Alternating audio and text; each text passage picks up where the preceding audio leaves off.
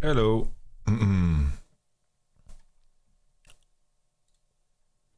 Hello, Razek and AMC 44. Good to see you.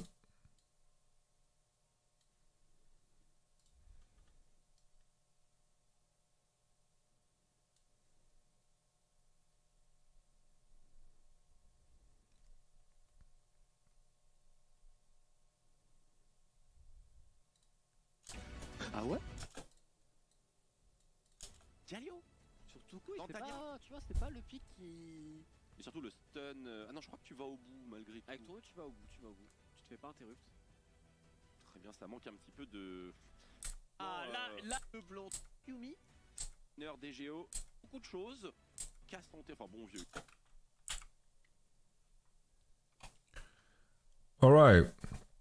Hello, ladies and gentlemen of the chat, and of course of YouTube or any source that you're using to watch this medium. I am starting a kind of a series called Eyes On. One of the teams we're going to keep our eyes on throughout the season is going to be KCorp. We're going to look what we can learn from them, what we potentially see as weaknesses, see as strengths, patterns that they establish as players. Obviously, KCorp, they have a bunch of new players, but I don't want to put too much focus on what they did in the past. We're going to paint the picture of what they do currently. Let's start off with the conversation about draft. I'm just going to let it play all the way till the end. There we go. Okay, Sante. So basically, this is a unique situation where one team first picks Lucian and they decide to cut the combo in half. Usually together with Nami, you see combinations like Nami Jhin, sometimes Nami Draven. This is the usual go-to. I believe we've seen Nami Zaya at some point. All in all, you want to deny the Lucian-Nami combo. And then the question is, can you find a champion that combines well enough together with Nami? Something to point out about Nami is that, generally speaking, Nami combos well with Lucian, but also combos really, really well with AP mid laners. A very common misconception is that Nami can use spell penetration.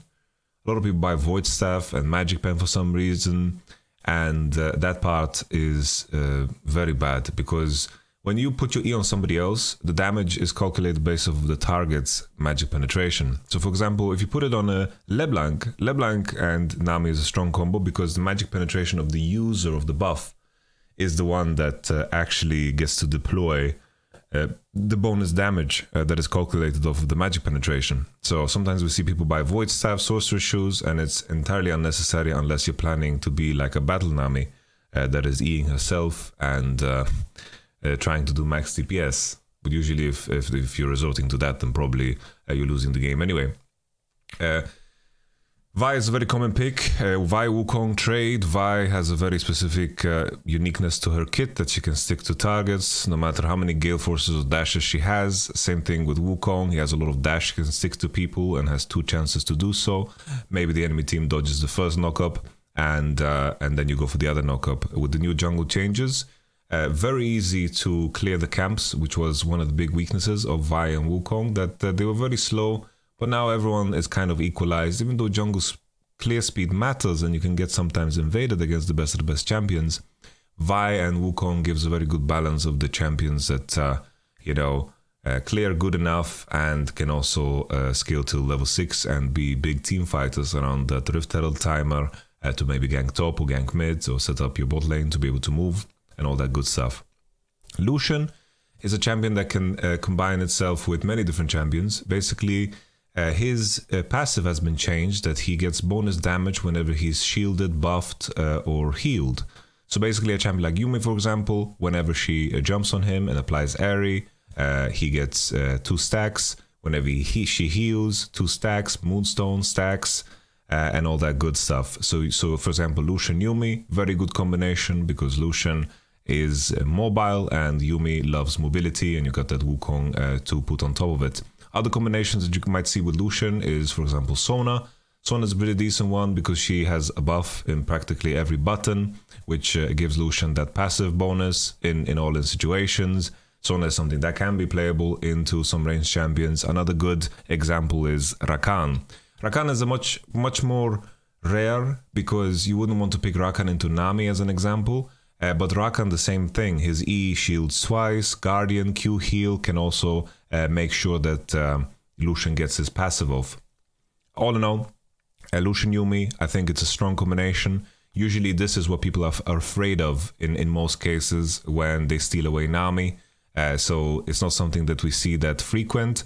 In a case where Yuumi was maybe banned, maybe you can create scenarios that are a little bit more volatile and beneficial for you. But the edge for a team that does the Nami thing is that they can create a practice environment that is very different from the enemy's practice environment, because of course teams need to adapt to this on the fly if this is not something they've practiced, right?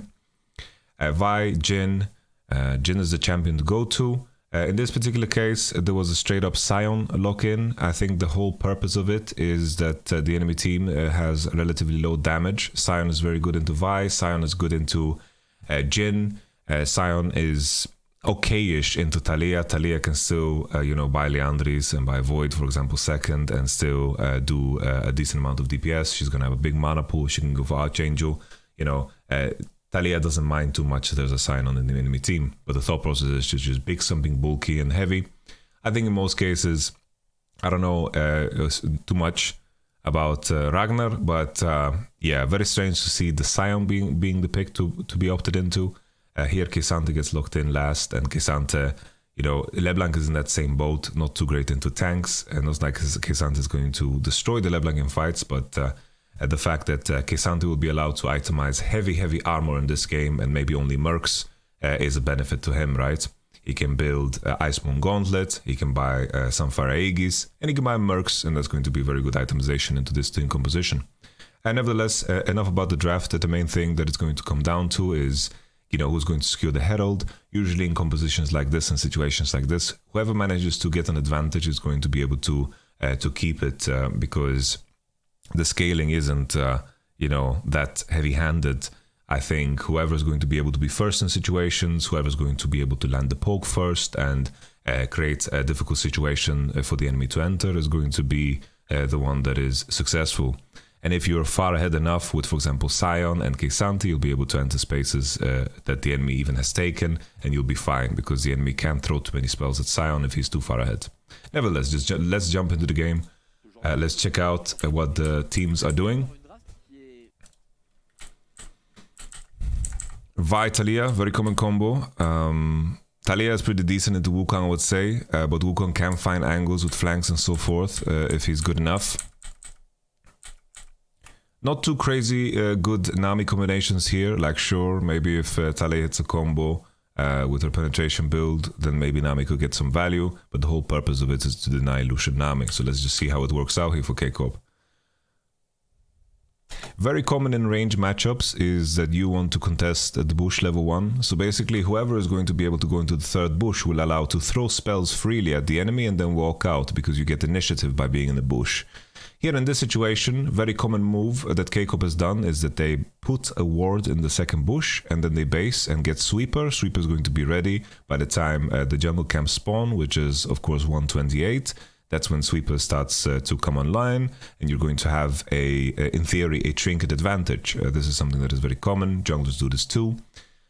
Here in this particular situation, Jezu and Camilius, they are just face checking the bush, and it means that KCorp here are going to have the initiative on the trade. And KCorp, of course, is very happy to take short trades. They have strong spells with the Nami and the Jhin bullet into Q, and this is a decent start for them. But I just wanted to highlight this ward that they've placed. Let's continue. They're fighting all in. They're abusing the fact that Jhin, like I was talking about how in this situation they can get a good trade, but it seems, you need to hit with fleet footwork, and you need to Q, and you need to run. But this extended, and Lucian just got so much value out of his W here. Actually, he's even skilled Q. He even skilled Q, this guy. Crazy. Yeah, you can't trade for this long. Let's see if there's going to be a trade kill. That's alright. No cleanse for Jhin, no cleanse for Jhin, yeah. Cleanse isn't super big in this game, I'd say. 1 for 1. Not too bad that Nami gets the gold, but the only issue about Nami getting the gold is the fact that, yeah, she doesn't get to base. Jin is now coming out of base. He didn't purchase any item, and Lucian now has a longsword advantage. I want to see as well if Jin actually potted up in this fight. How long it took for him to pot up. So basically Jin is making a mistake by going upwards. He needs to go backwards, right? So the whole point of getting the initiative is that you can trade short and then walk out without the enemy returning damage. But here Jin is walking forward rather than backwards, and go find a very good all-in here on the Jin. The trade needed to be a lot shorter. I wonder also in a situation if Jezu just killed W, that he would just do more damage in this all-in. Because W, basically you get passive stacks from the Yumi hitting the W, and you get the move speed, then you can chase a lot easier. Here the biggest deal about this level 1 all-in is the fact that with Yumi you have a summon advantage. And the tricky thing is, even though Yumi is squishy, you can't really hit her because she can always choose to W into her teammate, right? So her being squishy doesn't matter, and her basic attacks kind of hurt when she has Eri. So very good start here for Go.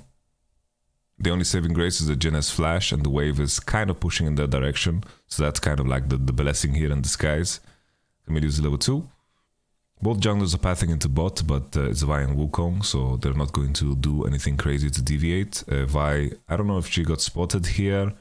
If the enemy checks, then of course she'll be seen here, but she wasn't probably spotted on the minimap, so they have to like double check here. Wukong went directly to red. Usually if Wukong is doing red like this, it kind of shows me that he wants to deviate and enter into bot to secure bot. But I'm not so sure if it's necessary, considering blue side already has vision and wards. The wave is still frozen. Jin still has flash. Nami level 2.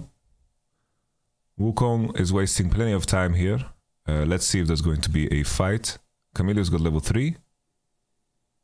Skins is already going into bottom side. I think the correct decision would be to just let Vi clear and to accept the fact that Wukong is wasting time, and that would be a very easy way to create an advantage. Vi decided to go into bot because she is expecting Wukong to commit, but I think in this situation you just keep clearing with Vi and you enjoy the tempo advantage. There's no value of cleanse here, besides maybe cleansing exhaust and cleansing Yumi ult. You shouldn't play cleanse here on Jin, I think. Especially one of those things is like, if you play cleanse in order to counteract exhaust in bot, usually you're playing a very different champion that is more burst oriented. I think the most obvious example is in this context, for example, Lucian. That's why we often see Lucians with cleanses. Another example, like the best possible example, is probably Tristana, because her damage is so telegraphed in terms of how the E works. So exhaust is very good against her, so often she runs cleanse to counter that exhaust. So it becomes like a little mini game inside of the game. Yes, Skins didn't get spotted by the plant, but I think Go can easily assume that Vi is behind the enemy due to the circumstance. Vi is now losing Crab, so Vi lost a lot of time here. A lot of time.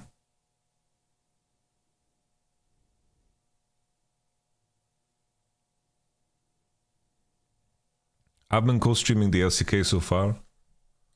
So you can definitely check that out. The Garetti is already taken. The Garret.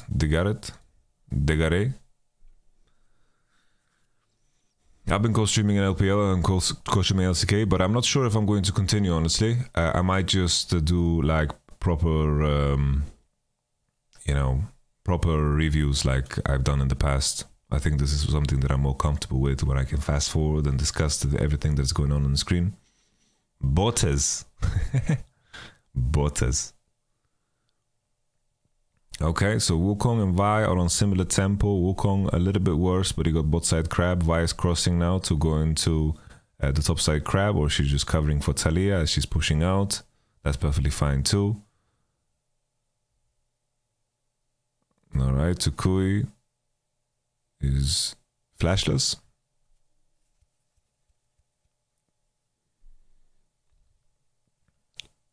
Wukong decided not to base, and I think Wukong, I don't think he got spotted on a ward, so the decision for Vi to just go into enemy Gromp is not the easiest, but she can check and place her 4-minute ward there. I just want to check where Vi placed her second ward. Sorry guys. Oh, Vi just places it for...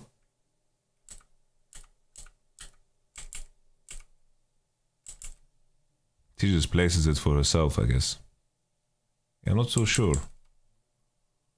Her second ward is here, and then she places it how? She just places it to spot Wukong, it seems. Okay. We continue. So here Vi can assume that Wukong based and went to Gromp. If they knew Wukong information, then potentially you could just dive the Scion, right? But it's not super easy. Vi is now very behind on tempo.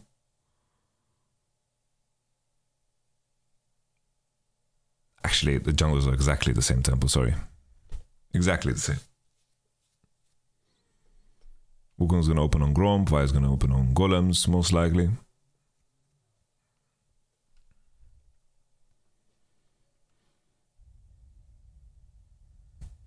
Bot side situation is gonna unfreeze slowly for KCorp, so they are going to be fine and not in danger. I think Vi had time to do Golems here. I think she should have done Golems into Raptors and then decide after the fact. Because now it's going to be very awkward to go all the way into Golems, and she is going to delay her level 6 by doing this. So Wukong in theory is going to be a camp ahead on the respawn because she's ignoring her Golems. Because she would not lose anything by doing the Golems during this. She would be finished by now. With the Raptors, she would step into mid, and then she can decide, depending on bot situation, to maybe leash the Dragon. She has an item advantage in mid for the Talia, and she could have potentially used the fact that there's no flash. Okay, Jhin doesn't have his 4th shot, so he can't flash into to execute. I want to take a look back and see how much we saw in this trade. He just gets straight up rooted into bubble, it seems. Yeah, that's a root into bubble, it seems. Not much to add, but this definitely leads into a free Drake. They can assume that Wukong is in the bottom side, right? They use basically the vision plan top side. They knew that Gromp and Wolves was alive, so Wukong was on Golems through this information that Vi showed. She cannot stay topside because she doesn't know the exact timing of how long it's going to take for Wukong to come. If Wukong comes there with items while she's leashing Gromp, Vi just loses the game on the spot. So they know that Wukong path from top into bot. And now in this situation, it's not going to be super easy to dive because LeBlanc is also coming fresh out of base. If she recognizes this and kind of hovers into bot as the dive comes, then definitely they can get in trouble. It's also not super easy because they don't have easy targeted CC, so picking up the free Drake is a good decision here. But let's see now how KCorp plays it. I think if you outplay the shit out of the enemy, maybe they can look for a dive, but it's not super easy. As you can see now, Wukong is into bot, LeBlanc is now hovering. I think there's no way that they dive. I think they could have leashed the dragon ahead of time with the Wukong information. Here everybody is... okay, let's see how this works out. Maybe KCorp is just too good. Alright, Kaori is in an awkward spot. Maybe he'll have to flash. Heal is used. Okay, not the end of the day for them. In the end, they got out and they managed to force the enemy to defend. But now LeBlanc and Wukong have a bit of tempo swing. LeBlanc gets to go into mid lane first. And Wukong is now clearing his camps. I remind you of course, the golems that Vi didn't take. Skins is still level 4, and it also means that his level 6 is very delayed. And now if you think about the key components of this game, right? The more important components of this game is the Drake they had an opportunity to do Drake. Talia and Vi would kill it very quickly, and LeBlanc was in base. Already the fact that they would threaten the dive would force the enemy to act. If they decided to do Drake in this spot, they would pull it, give the Vi solo XP, she does Gromp, bases, Golems, Red would be level 6 and would be in a good tempo swing for the Rift Herald. K'Sante is much stronger on the top side, LeBlanc has no flash. They can easily secure the Herald. Now let's see how it plays out. Maybe there's going to be a situation where Wukong is going to reach level 6 ahead of Vi, and then she might be in trouble. So let's have a look.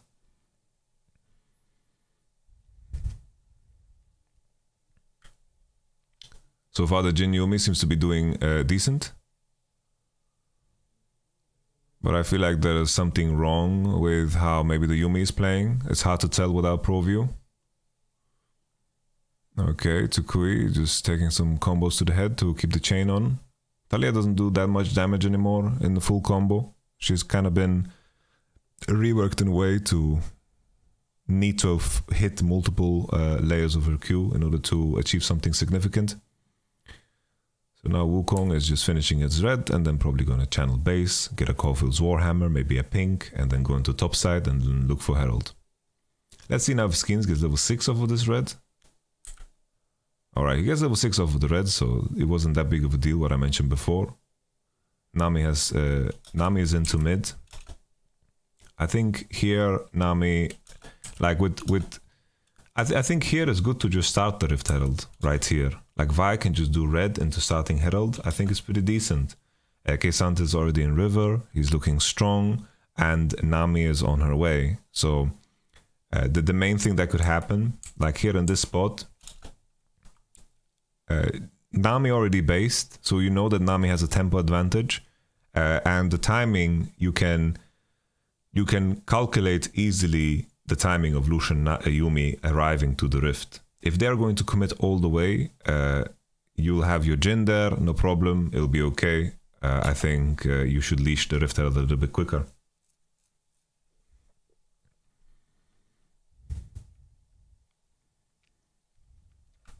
So let's see now. They're contesting the midway first, it seems. They want to make sure that they secure it. Nami's into mid. Nami didn't get level 6. There she goes. She got the level 6 XP, which is, you know, decent. Jin is opening through mid. Bot lane is even. Still think that, you know, during all of this, you know, it's... I have to think here for a second, actually. Because in my mind, I'm thinking they could have just done the Herald by leashing it now. What's your opinion about the Jin pick here? I'm not a super big fan.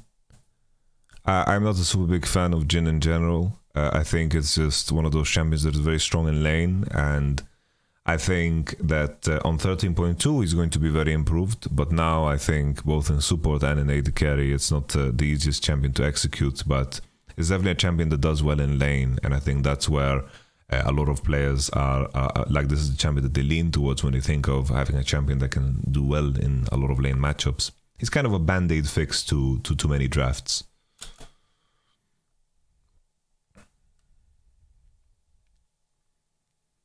There we go, Jin.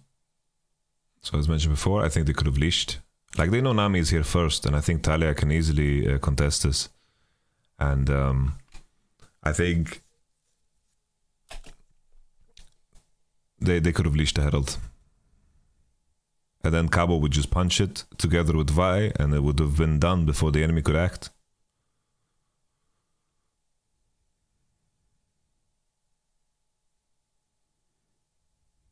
Because like, the enemy team doesn't have any information on Herald. It could have been killed many times already. They should have used the fact that Nami had a tempo advantage, because she based much faster. The base on bot was really clean because the enemy can't pressure the Jin.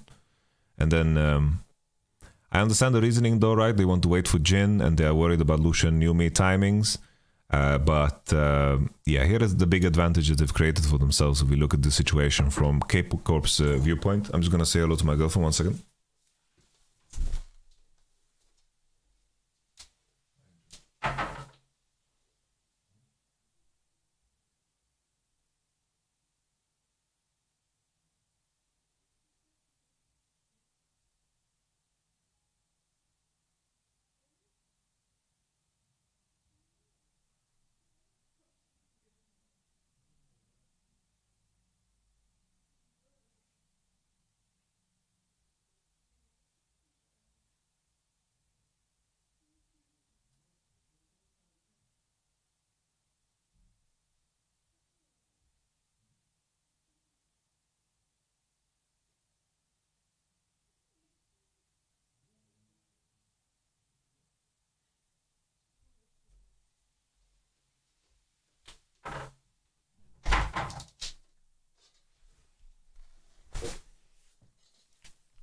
You think Rengar is a good champion for solo queue? I think Rengar is a great champion for solo queue. But you need to be really good at it. Alright, so here, very principled move is to, like, we have to pay attention to the top wave. Yeah, very principled move is to... Yeah, this is kind of awkward for KCorp, I'm not gonna lie. The main advantage they have though is the fact that Nami is 6 and Yuumi is not. So this is going to kind of shift the power in their favor. Sion, after catching that wave on top, even though he's unhealthy, he's going to have like a pretty good ult angle. Yeah, if you learn from Scrub Noob, that's very good. Yeah, but it's a difficult champion to play good. But Rengar is definitely super strong for solo queue. Because here, yeah, the tricky thing is that the KCorp don't have vision in this area right here, right? Like they don't see here, like this is where they are blind. They want to pull the Herald into here, and they want to be able to turn on anyone that goes here. But right now they don't have any vision. This is completely in fog of war. So this definitely creates a bit of a problem for them. Another thing, right, Sion's conditions are not that great. We see his mana is low and HP is not that great. After he catches that wave, he'll have a nice ult angle. But of course, K'Sante can mark him very easily, so that's not that big of a deal, right? The main advantage that KCorp have is the fact that Nami is 6. And they are the ones with, you know, the move into river. But it's very important that they pull the Herald into here, and then if someone kind of tries to itch into here, that they find like the counter engage. It's very important that you pull the Herald into here, because the moment the enemy crosses, you want to be able to make sure that everyone can turn. You want to turn with Vi ult, Talia combo, Bubbles, and everyone, and you just one-shot the first target, right? So all in all, I think KCorp have stronger champions for this situation. And I think the fact that Nami is 6 is going to be quite advantageous for them. The main thing is though that they pull the Herald out, and K'Sante plays in a way that he marks the Sion, so the Sion can't get like a really crazy ultimate. And then if Sion is out of the fight, he can join, and then he can look to go. Another thing that is very good for K'Sante in situations like this is that he can stack his Q on the objective. There's a very big advantage for K'Sante when he's on the objective and when he's the one contesting the objective. So here, it's just important that KCorp leash it out. Let's see how it plays. Let's see how it plays out.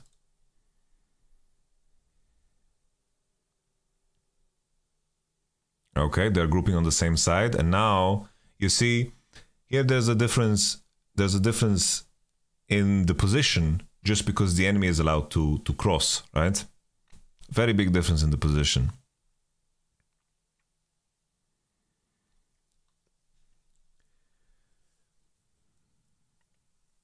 The situation becomes the enemy gets to play on a lot more space and they get to be the ones to enter. The issue is, it's like the follow-up is not going to be strong enough for this Wukong. Even though this looks good for the Wukong, I think he's going to get one shot here.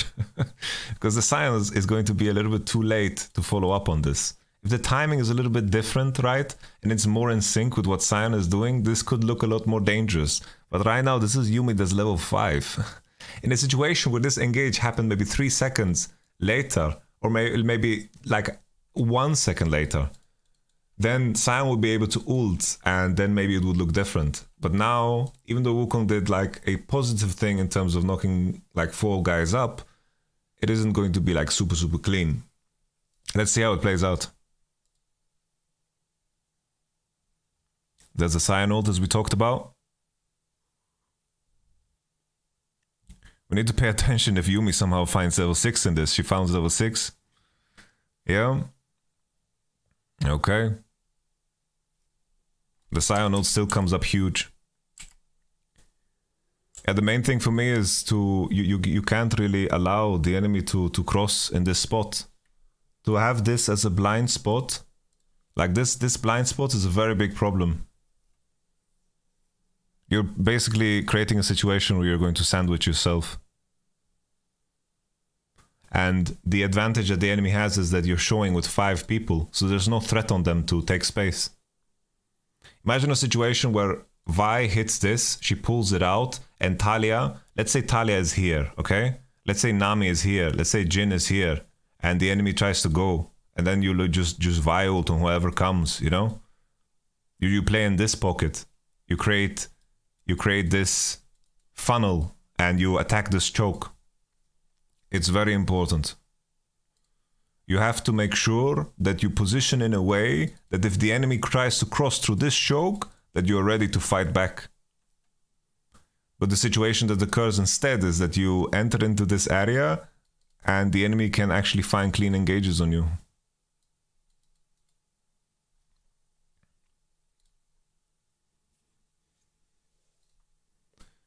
Let's play it again.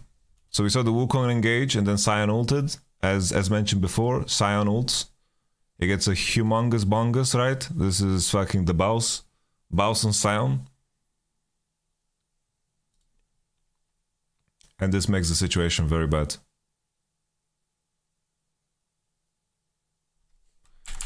Another thing, right, is that a very common mistake for a lot of teams is that it's very natural for players to play in the same pocket because they're all reacting to the same information. But if they play in the same pocket, these two guys are always going to be, you know, the engages are going to land on them both, always, if they play on the same pocket.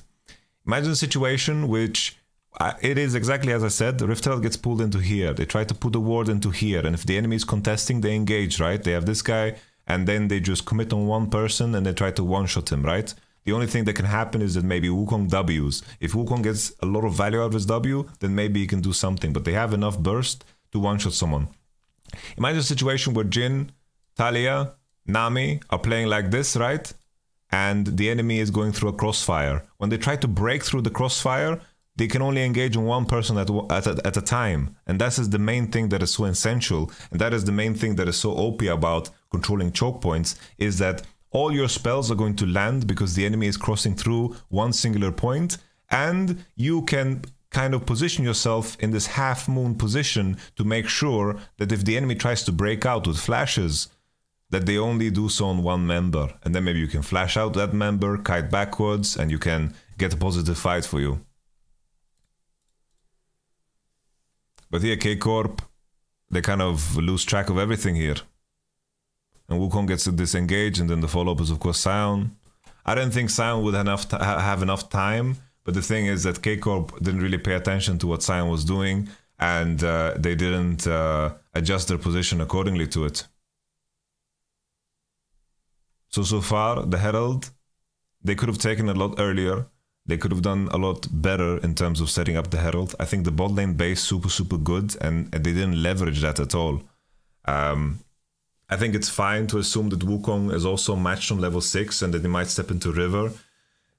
But the thing is, K'Sante can just ignore one neutral wave on top and just punch the Herald together with Vi, and it will be killed on time, and Lucian Yuumi will not have any counterplay.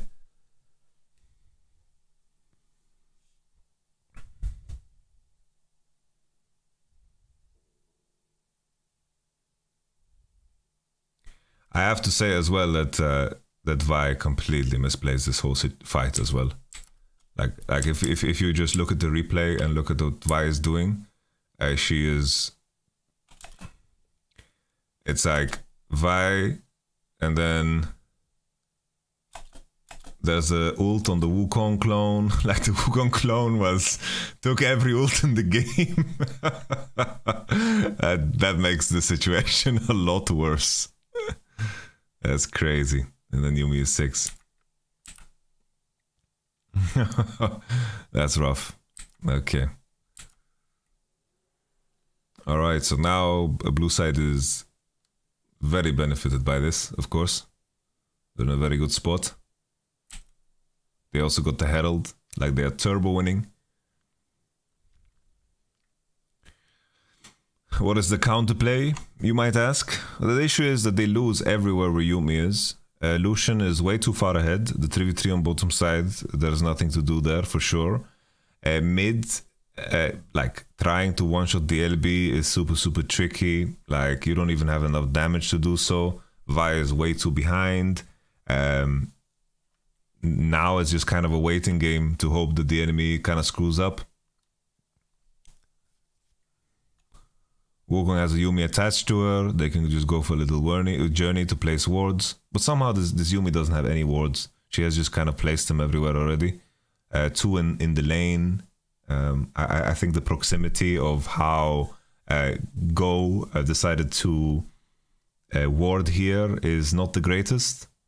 Basically, I think if you're in a situation where you are going to be pressuring because you know you're stronger, you need to keep your wards. Like Wukong is going to he's going to move down, so you don't need vision on the Vi in order to be proactive in your position because the enemy can't engage. So it's very important when you know you're stronger that you're going to keep your wards to place them by the time Wukong comes.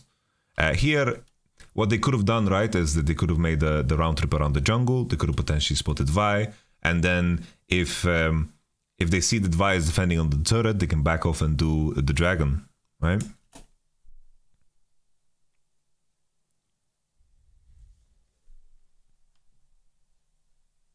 But here there is a significant power gap. The only thing that Vi can really look for is to try to snap some necks like in between while the enemy is doing Drake. Alright, let's see if they kill Jezu actually. They have to all in on this, I think it's worth it. Okay. Good to look for this play. Obviously Jezu is kind of trolling. Let's see if they get punished for it.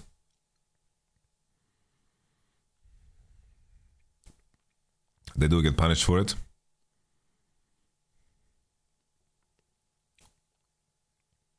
Maybe Jezu was just too smart.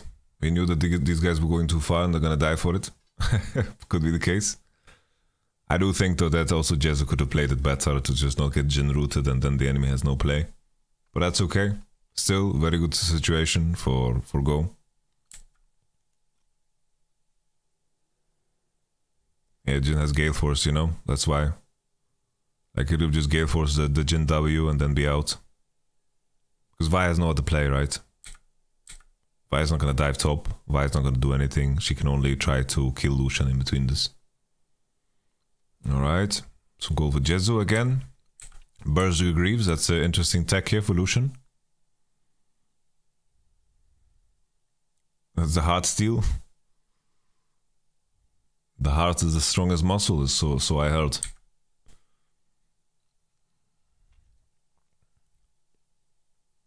Saken is severely underleveled. I don't know really what happened to him.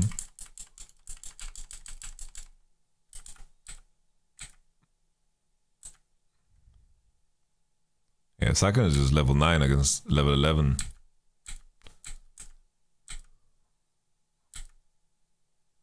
Okay. Not so sure what happened there.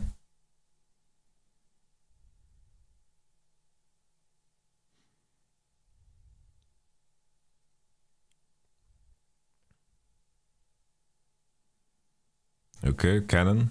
Any cannoneers?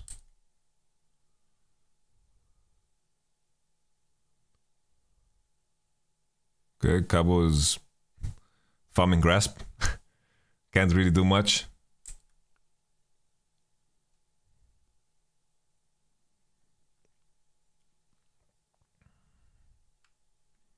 Yeah, the more and more I think about it, KCorp's composition is just kind of ruined by the fact that they have a Jin. I really don't like Jin. Jin is cursed, man. Jin is really cursed.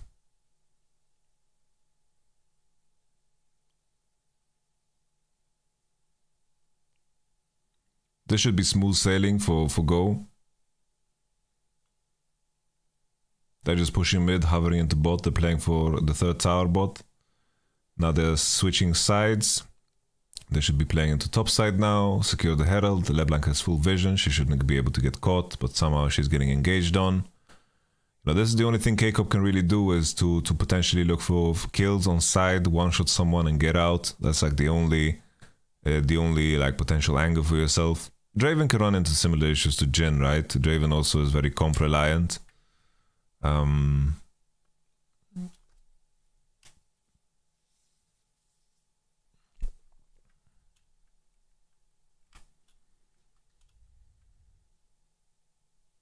Vi has no ultimate. Saken secures Leandri's. But the issue is, even though it's Leandri, Sion isn't the biggest issue now. Cabo's very low, but he uses juice. Jezu is just getting hit by everything. He is on vacation, it seems. Alright, the root lands on Cabo, 1 HP, 1 damage of lethal. Okay, he survives. Jezu is giving us a freebie. KCorp celebrates that one, that's for sure. Vi doesn't have ult just yet. Cabo's basing. Tukui is very strong.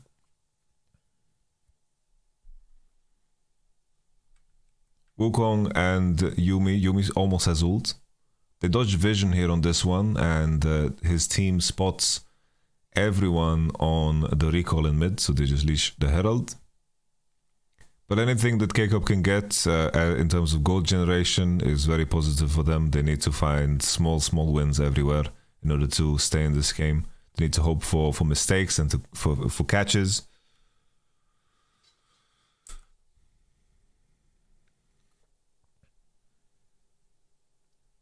Yeah, Velios Lulu is very hard to play. Like, it's like super difficult. I think Lushanami has a very easy time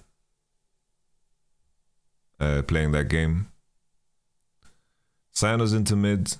KCorp managed to sneak a little Drake, which is beneficial for them. Now the question is if they can defend the dive here on mid, or they're just going to get bonked. They both got hit by the Scion ult, but not the CC portion.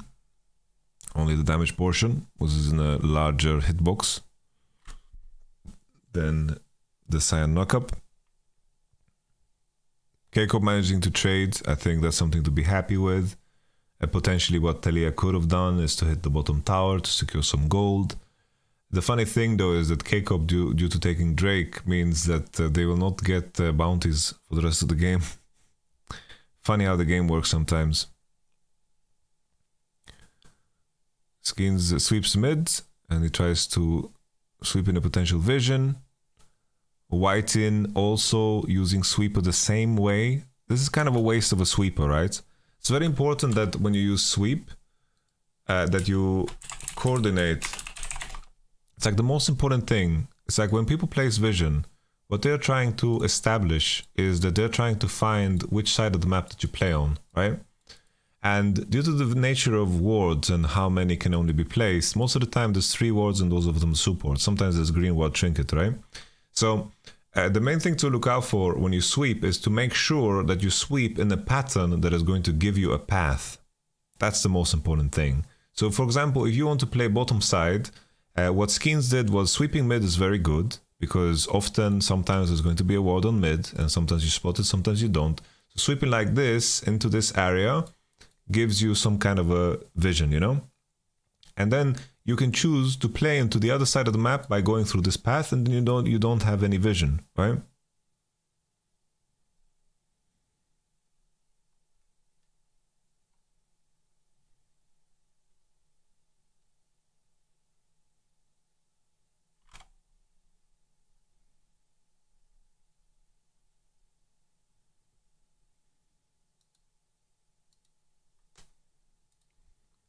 Vi Wukong are very similar as champions, but I would say that Wukong is just better than with Yumi.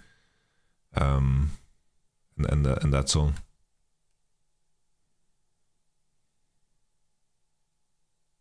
Yeah, I don't think trying to steal Nami is that great, all in all.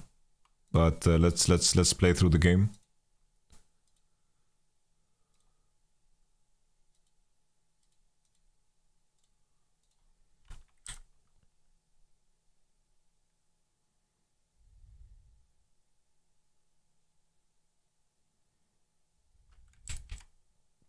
Yeah, I'm not so sure. I don't like I don't understand why the cameras are showing these top laners punching the turrets. I kind of just want to see what's happening on mid.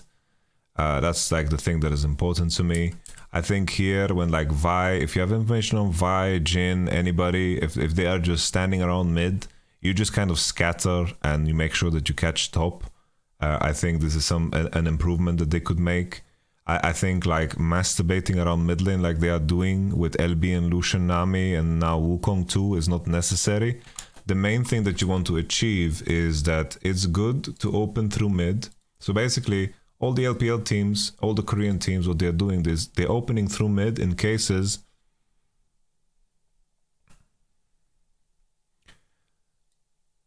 basically what you want to look for is you want to make sure that your, for example, Lucian Yumi in this game, you want to make sure that they can contest mid freely, right?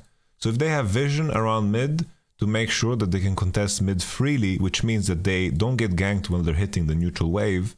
And if they get ganked, that they spot the enemies on time, then they've achieved everything that they want to achieve. And then if this occurs, usually you're going to get information on opponents. Maybe mid jungle, maybe they're going to go mid with mid jungle, maybe their AD is going to catch. You know, if the enemy tries to contest it with multiple people, then you just back off, right, and you act accordingly. And then you leverage Fog of War with your jungle, and then potentially your mid lane, and then you make a decision off of that. If, for example, your Lucian Yumi takes the wave for free, and you can catch top at the same time, you've achieved a very big win.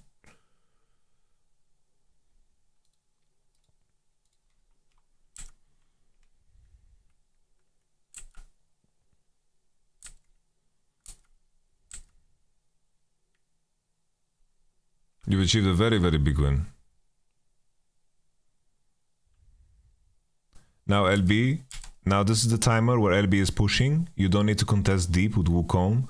No one's showing on the top wave, and Wukong just needs to wait. It's very important that Go doesn't get engaged on here because the enemy is hovering into mid as 5. And now the moment you see, for example, here in this spot, right? You see Kesante, you see this person, you see Nami, and I don't know if we spotted Vi, but I assume so. Which means the Sion can catch bottom for free, because the enemy is not going to be on time to collapse on him, right? And now LeBlanc is pushing, and as long as these guys are not in a fight, they are completely winning the map.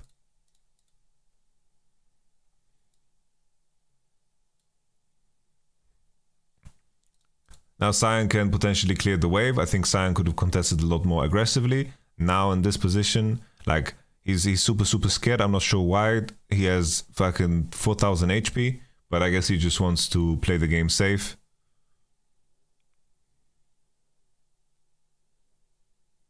KCorp is not winning the map. Like, as you can see, KCorp is bleeding a lot. Like, here what Cabo is doing, like he's on mid, right? He's just queuing the wave, but what is he really doing, right? Like, this is completely pointless. Like, in reality, they tried to catch the Wukong, he W'd over the wall, he's safe. Of course, there's very limited options. They can't get mid tower. It's not that simple, right? It's like Lucian Yumi are gonna one-shot the wave. Like, here they're going, diving mid tower is not so easy. It's not gonna happen. Like, them walking on this tower is very unrealistic. Like, Lucian is gonna kill this wave every time. As long as Lucian has vision and information that makes sure that he doesn't get, like, his neck gets cut, because these people are showing, and Vi was also showing, and Talia is showing, then all is good. They don't need to have more people around mid. And Wukong is around, Wukong is in Fog of War. This team is never gonna dive these guys. Never. Keep in mind, LeBlanc has TP, Sion has TP as well. So here, the moment these 4 guys show, the only countermeasure, if the map was traded, is that they can deny and potentially play into bottom side, right? Imagine Kesante and Vi were together here on the bot, right? Obviously, this is a very extreme case because there's a Sion with 4000 HP, so maybe diving him is not gonna even be possible with 4 people. But usually that's what you want to create. You want to create a situation where the Sion under the turret feels very pressured to do so. And I say this because this is a very important lesson in general, because the moment Sion spots all of these homies, Vi, he can contest the bot wave and he can steal it. And if he steals that wave, then the tempo that LeBlanc creates is going to be crazy. Because the moment LeBlanc goes into mid after pushing this wave, Kesante needs to leave to catch, and then there's going to be a big man advantage on mid, and they can swing that into the bottom tower. You get me? So here, this is the moment where Go needs to hard contest. LeBlanc is coming. The enemy team is losing this mid wave, this top wave. It's very good for Go to hard contest this wave.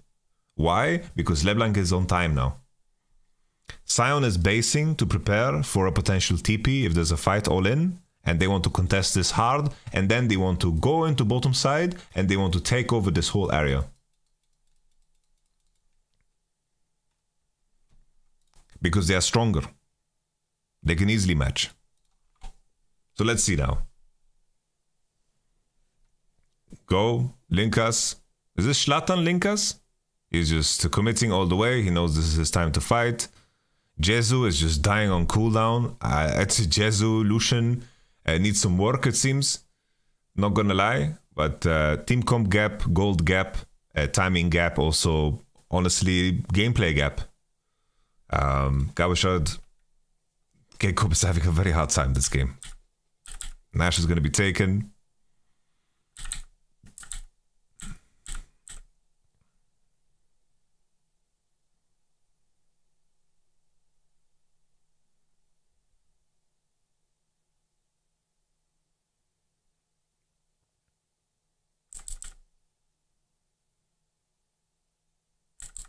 We continue.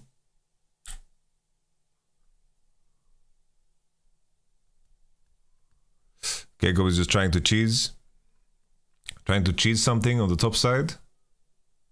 Very hard game, right? They're just trying to, like, they can't defend their base, so they're just trying to make something happen.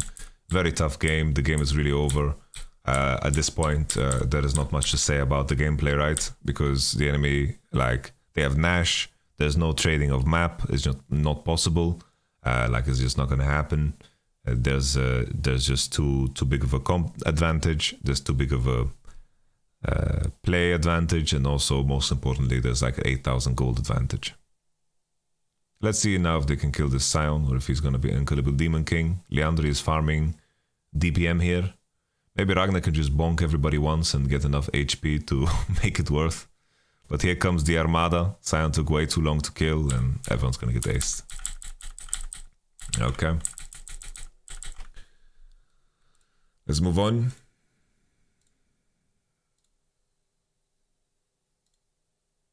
Sion was picked into them. Santa was picked on 5. So Sion was picked on 4 when Jin was showing. Alright, we don't need to watch the rest of the game. I think it's just plain and simple over. What did we learn about KCorp? So game 1 versus Go. Rift Herald play poor. Jungle losing tempo for ganks that cannot happen. This is awkward timings around mid lane where they cannot achieve anything. Could be related to just draft being shit rather and not having options.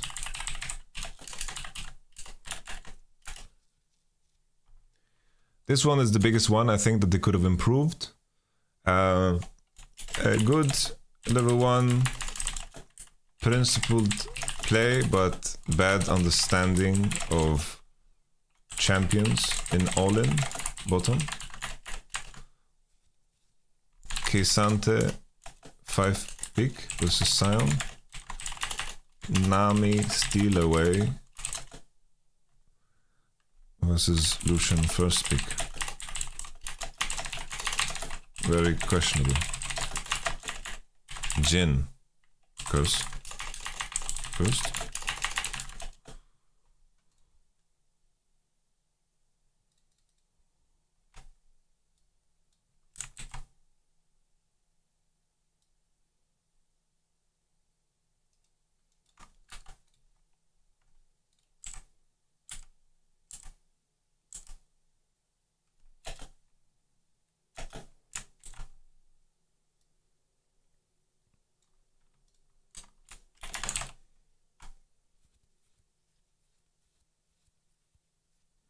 Yeah, the issue is that the compositional integrity is so weird. It's like it's not easy to pick a champion that's gonna do well on 5. It's like if you want to pick Fiora, Fiora's not that great into everything else besides Sion, as an example, you know? It's like it's very hard to solve the compositional problems here on 5 pick, because everything has kind of an issue, you know? It's like picking Fiora into LB and Yumi is not the greatest, you know?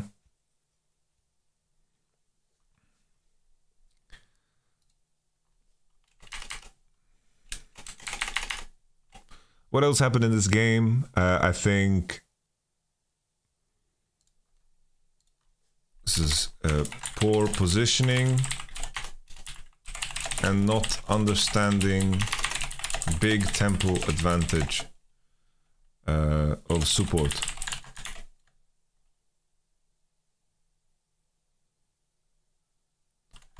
I think first,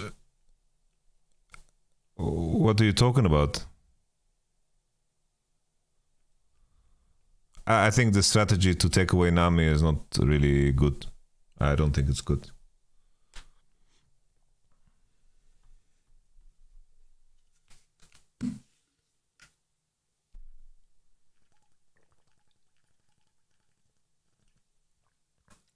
Yeah, you could go Camille. Camille would have been better.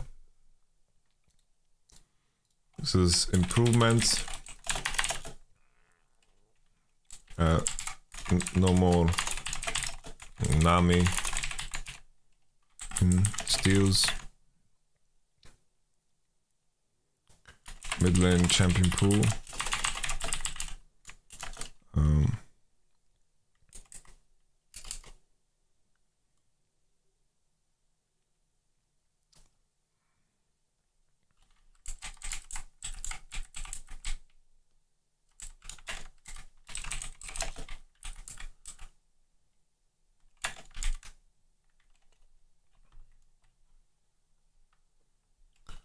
I pick Camille is not a bad idea, I think.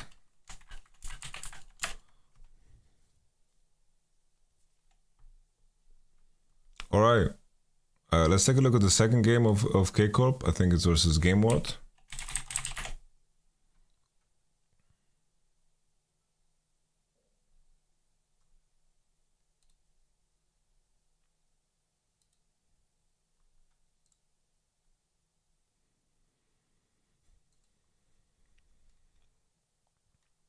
Oh, bro, this is so funny actually.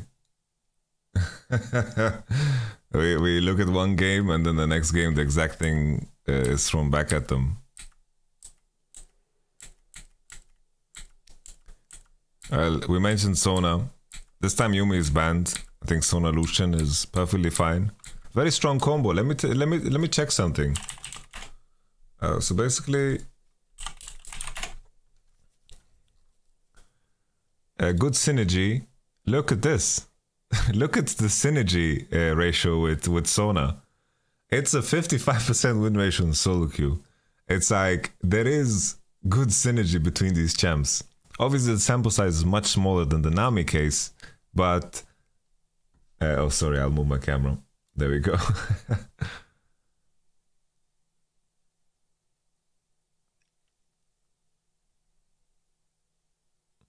There's a difference between playing every champion and being able to pick every champion, you know?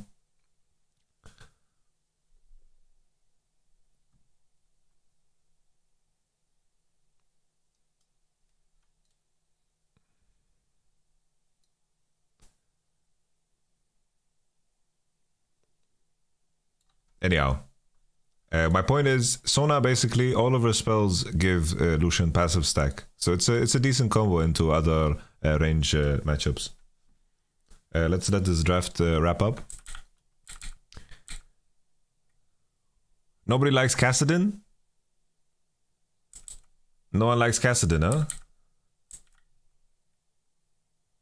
Okay, so Cabo goes Kesante again, and the Gwen pick is super good. I like the Gwen. Gwen is monstrous here. Alright. Yeah, so the main thing it comes down to once again, right, is this Sona going to be able to survive? Kassadin could have potentially been picked. I think Kassadin could have been interesting. He wanted to flex Jhin. Yeah, well, I think that's bad. So the thing is, it's like you have an issue of not having champions in AD carry position to play with Nami, and Nami Jin isn't that great of a combo, so you're going to pick Nami and Jin and then pick another AD, so you're going to have two champions that don't synergize well with Nami. I think you're just digging yourself a deeper hole. It's like, this is just too spontaneous, you know? Like if anything, I think Nami Draven is the way to go, you know? At least like put your balls on the table and try something, you know, real. That's where my head is at, if anything. Sakens Vic is legendary, it's for the fans. Is that so? Alright. So okay, the blind pick is Santa, which is fine, right? Every champion you're going to pick here on 5 is going to have counters. Gwen is super strong here. I think most of the time Gwen is a very powerful champion because she's very good into melees and she's very good into range champions too, due to how her W works. So when Gwen gets a lot of good matchups for herself, it's very positive for her. What do you think about Kog Lulu and Lucian Nami? I think lane-wise it's fine. Lulu lanes are perfectly fine into Kog'Maw Lulu. Basically, Kog'Maw Lulu, Aphelios Lulu, Zeri Lulu, they can all survive against Lucian Nami. The issue is later, when he has Gale Force, and he's going to chunk your HP to 20%, and then all of a sudden you can't play the game on command. And that's like the big issue with Lucian Nami, is just that if played properly, you can create winning circumstances for yourself. K'Sante is fine in lane against mostly everything, right? And that's the main point. It's like, K'Sante, you can lane it against anything. I kind of regret where I put it on my tier list. I should have put it higher. It's just that K'Sante, I see it losing a lot of games due to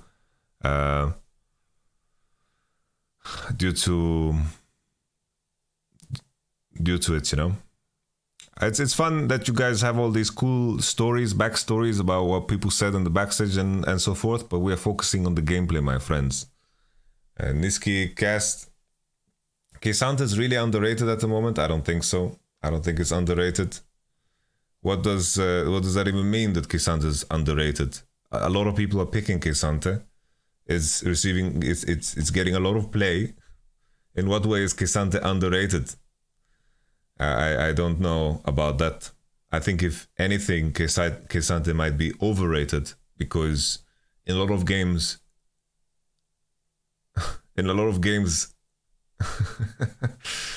thank you, Wunder. That's fantastic. I think the issue with K'Sante is like, in my mind, K'Sante looks really good. K'Sante looks really good when you're winning, because it's like, if you can punch shit with K'Sante, it looks really OP. But in a lot of games, when there's standoffs against mages and the enemy is picking like a top laner that does well into tanks later on, like, you are just running around like a buffoon. It's like, if the difference between a K'Sante that stands on an objective first and the enemy is entering into you, and a K'Sante walking into that objective, is such a huge difference, because K'Sante can actively stack his Q. For example, today when you saw T1, right? They played K'Sante, they had a really big advantage, and the main thing, whenever they were starting objectives, the main thing that K'Sante did was 3 Qs, fish, out, 3 Qs on objective, go fish, out. He did this over and over again. Over and over again. But if you're playing it against Gwen, Fiora, it's like, you have a little ticking time bomb on your head, you know? And then it's like, you need to hope that your leverage of early prio, maybe you can dive, maybe you can set something up, maybe your jungler is going to secure a crab because of it. K'Sante is super, super strong around the Ritter situation.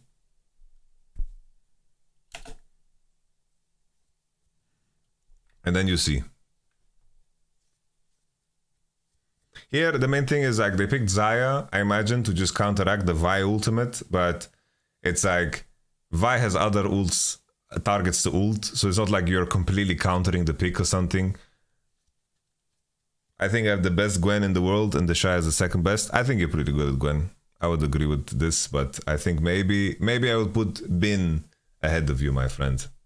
Luxgate or Nami Lucian. Luxgate can definitely contest Nami Lucian. But once again, the issue is not, it's like Nami Lucian, isn't only picked for lane phase. The lane phase is like the probably the weakest part of Lucian Nami. The strongest part of Lucian Nami is when he has first strike and he has gale force and he's going to collect you. He's going to fucking get so much cash money and kick you out. Cabo said the same. He says very underrated. Well, I don't know. I don't know how you can say Kesant is underrated. I don't. Cabo is like obviously underrated, overrated. It's very subjective. So who cares? We don't need to get stuck on semantics.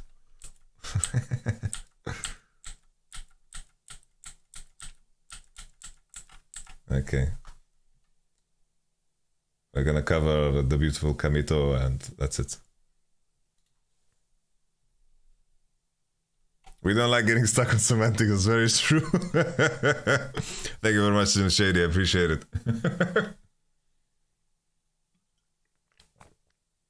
Wonder, do you miss me? I miss you, Wonder, you know that? I'm instead at home watching KCorp.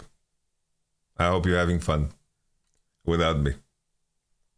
I hope everything is great and that scrims are going fantastic without me. Holy lane runes. You have resolve Azir second. Yes, that's all I say to that.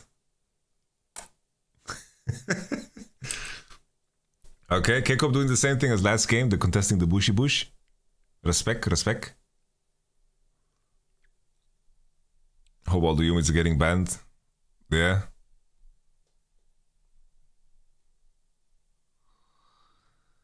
Actually, man, I envy the coaches that are so smart to ban Yumi, man. I never figured that out. Did you see the new LEC song? I was thinking of checking it out right after this. Okay. So basically Sona, the way she works, she gets passive every time she Qs people. And then whenever she heals people with W, she also gets passive stacks, and basically she gets ability haste from this shit. Cabo was also my favorite top. He's saying that right now, but also told us Cabo was always his favorite top though. Cabo is also my favorite top. Nothing wrong with that.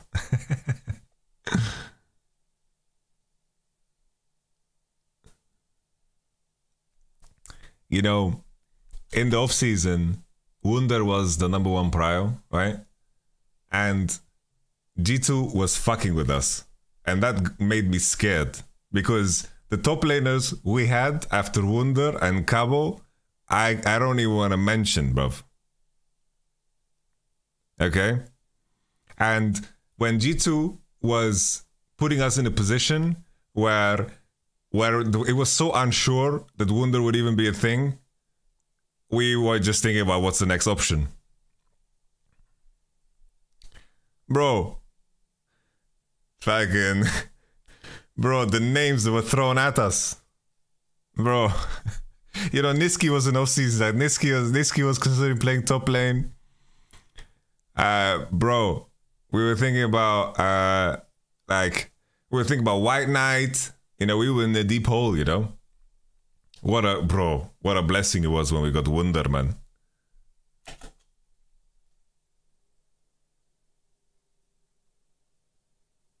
Even, guys, low-key, I considered starting playing top again. I considered playing top again. That was on the list.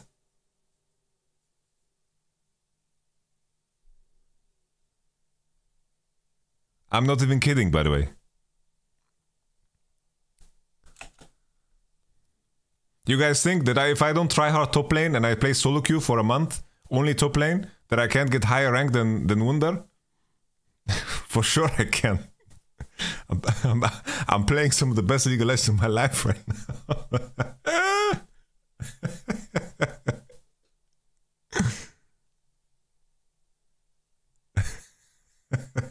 Are you doing Uldu or Wunder? Do you want best in slot Holy Paladin? Best in slot Holy Paladin from Nax. I'm not playing Wrath. He peaced out. Okay. Not gonna do Ulduar. Okay, let's tune into the game again, okay? So we have both junglers, just full clearing. Wukong going into top side. He's skipping his Raptors. K'Sante, it doesn't look like K'Sante crashed his cannon wave. This wave is very awkward for K'Sante. I don't think this crashed. Did it crash? I don't know if it crashed.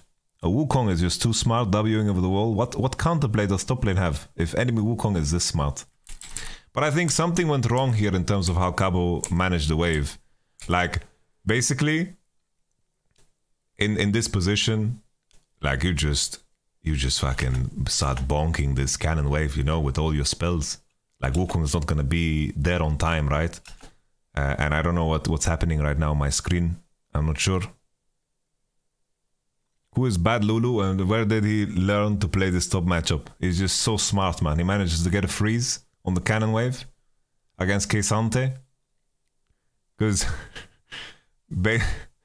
basically, my man K'Sante, basically you get level 3 first, you're gonna stack your Q on the wave, you're gonna crash the wave, you have level 3 advantage of the Gwen because you pushed hard enough and then you crash the wave, but Bad Lulu managed to freeze it while Cabo warded. Bad Lulu is a former Trackmania pro player. Oh shit, it is actually TP Ignite K'Sante. Cabo, you madman. I would flame Cabo a bit for this one. Jesus Christ. Imagine the Gwen not going Ignite anymore in top because she wants to have Ghost to be useful in the game, but K'Sante doing that is crazy. Let's see how this gang works out. To the Ignite K'Sante. Does he just fucking 1v2 them? There's no way. The wave is still frozen. This is actually a Sukumucho. Press B now, Bad Lulu. Enjoy your free win. Oh no, you needed to make sure the melee doesn't crash. Oh, the melee needed to crash, son. It's fine. It's fine. He will be able to push out and crash anyway.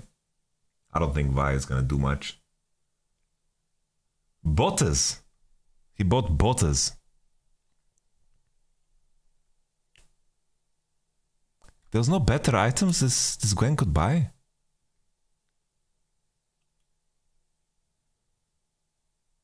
Bad Lulu was actually one of the best Trackmania players of the world. It's impressive he's able to be in LFL. That's crazy. Cabo and the Shire won. Okay. This dive looks very optimistic, I'm not gonna lie. But maybe they know something I don't. Oh shit. Oh shit. Oh shit. What was that, bruv? Okay, let's see this again.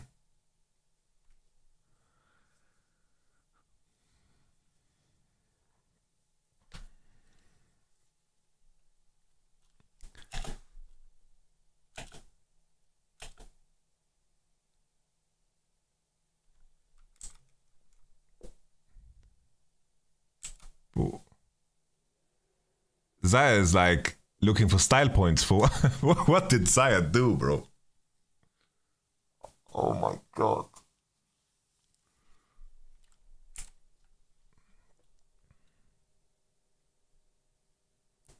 I don't know, like I'm trying to look at one person at a time in this dive. So first join me in watching Xayah, okay?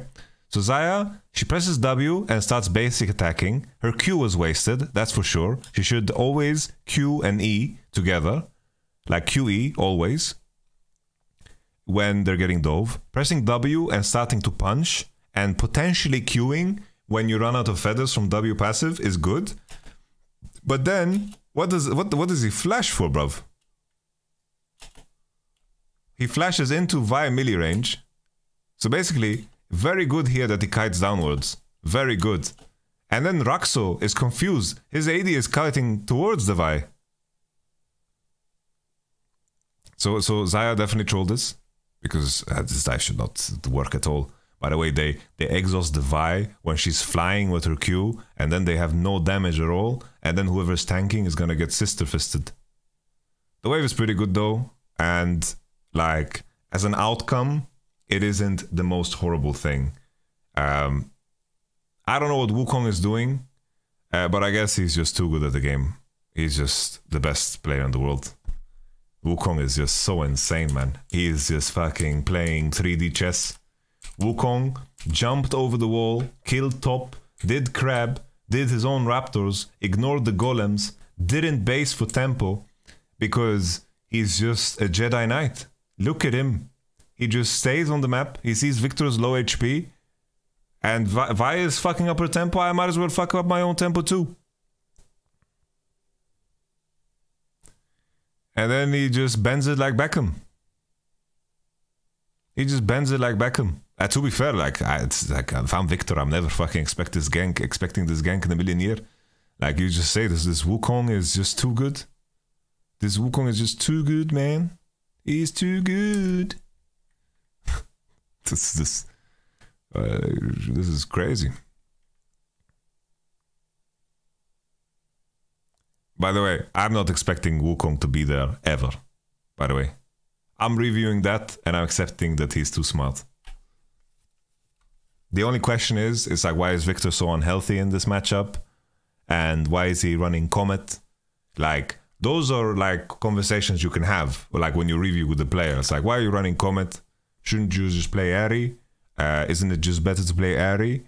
Isn't it also better for you to just start corrupting Potion? Things like this, you know, these are the conversations you can have. And then maybe you can look at his point of view, what kind of trades he did, why is he so unhealthy on the stacking wave? You know, those are conversations. Like, you're not going to sit there and review as like this Wukong is just 360 no-scoped you under the turret. No, it's like the conditions of the lane is what matters, you know? And probably there's some improvements to be made there.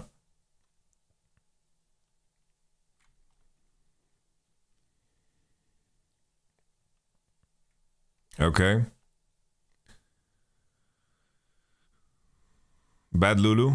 Bad bitch. Trackmania Forza driver. Alright. Bad Lulu just taking jungle time like that. Like Vi having her camps up and being delayed.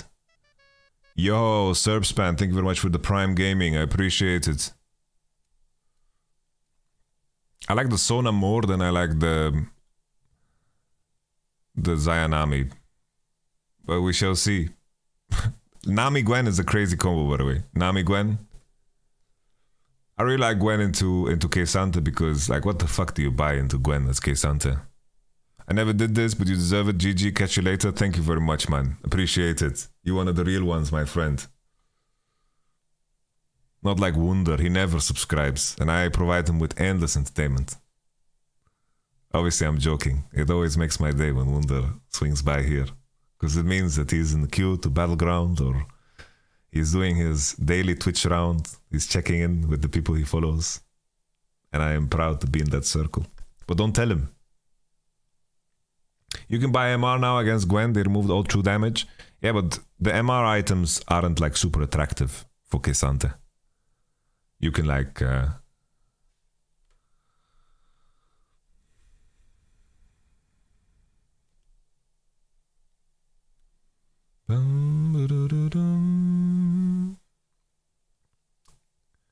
I'm not sure why Skins is showing his nutsack on the wave like that. I think Saken could have got his wave into the tower with 2 E's. But that's fine.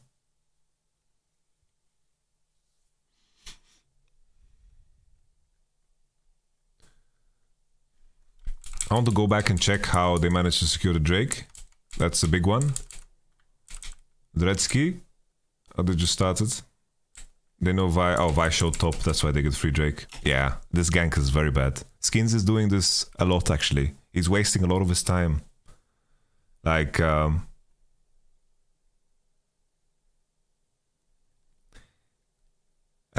Joseph Bugard. I think that you're trying to find the copium in every play. There is good play and there is bad play. There is no emotion. There is no extra thing, you know? Sadly, Joseph. To make a statement in a game, you know, if that's the type of gameplay, you know, then just fuck off, you know? Make a statement. It's all good. Skins showed free Drake. Unfortunate.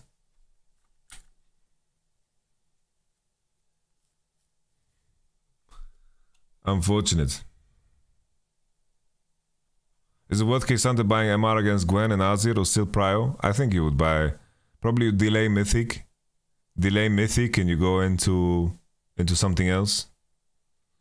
I just fucking rush. just rush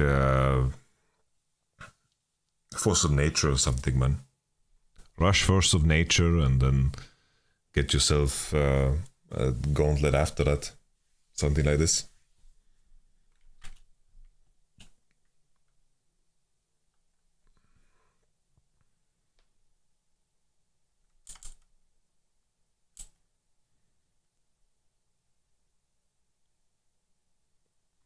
Alright. Drake secured. Thank you, Nami Zaya, for stealing my experience. It took me half an hour to do this Drake.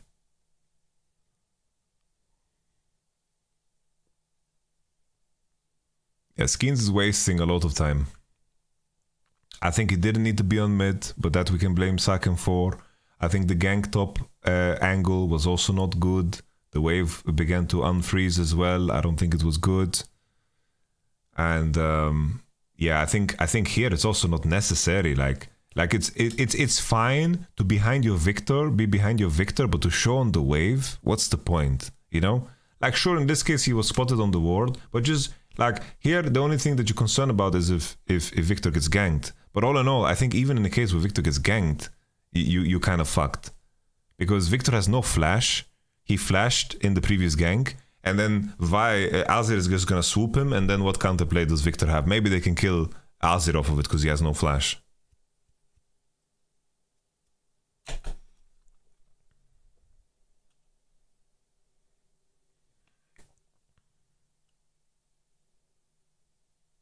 It's I guess the best thing is that they could trade kills on Azir if they try to all in. But then I think Vi shouldn't show.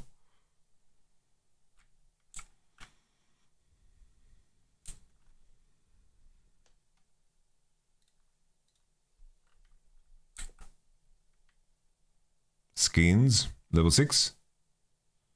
Botlane situation I'm not so sure about. I don't know what's going on. But considering like Sona has Spell Thieves, seems like things are going good. It's like she already popped her Spell Thieves.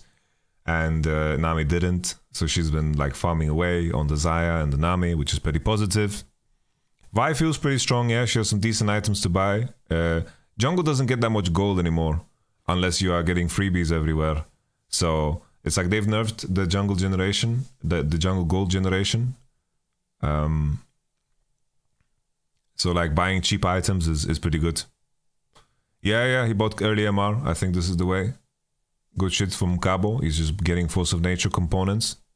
Let's see if he finishes Force of Nature completely. I think it's the way to do it. The issue is K-Santa with the nerfs that he got, like to his base damage. Like base damage on tank is so important in tank versus like these tank killer matchups, because if you put yourself out of lethal range, it makes such a big difference in terms of what you can and cannot do. Let's see, KCorp, they refuse to pull this out. I think you could just pull it out. Okay, let's see how this goes. So Lucian Nami, so like Lucian Sona has a tempo swing, so they open through mid and Vi is leashing it on cooldown. From a principle standpoint, this is pretty good. But the main issue is that he doesn't have prio mid and he doesn't have prio top. So they can easily disrupt this Herald. His idea here is, my bot lane is moving, I'm going to leash the Herald. That's an improvement from the previous game, right? But the issue is, the big difference here is they actually don't have prio on both side lanes. So even though that Lucian and Sona have a tempo swing, Gwen is going to be first, Azir is going to be first, and that's a big problem. So this looks very dangerous to me. Another situation, right, is that you're not sure about where Wukong is. Wukong can be around mid, he can be around top, and both your solo laners need to play around it. Both Azir have vision to play around Vi, and also the Gwen has vision to play around the Vi. So, not the cleanest Rift Herald start. Here they're just trying to leverage Sona and Lucian tempo swing. Let's see how it plays out.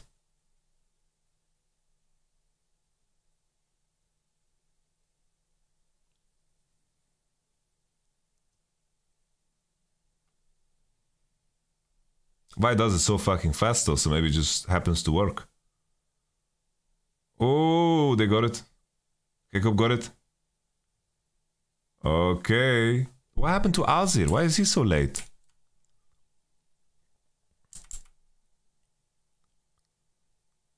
Yeah, Azir is just scared of running into Vi. But Victor is showing.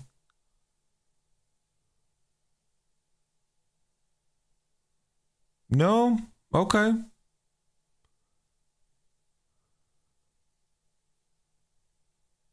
Okay. Huge win for KCorp.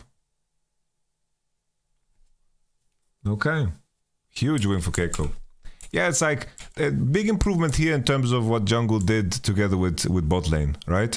It's like, this is good principled Rift Herald start with the idea that your bot lane has tempo advantage. So you want to leash it while your bot lane is on the way. So with all of these things in mind, that part of it was good.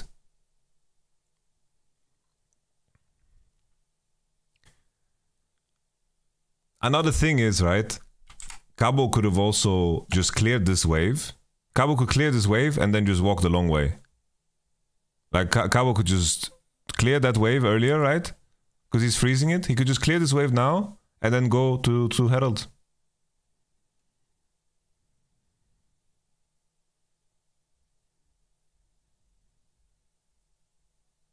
He doesn't even need to go all the way, you know? He just needs to hover in case Gwen goes. And if Gwen stays to push, then Herald will be dead, you know?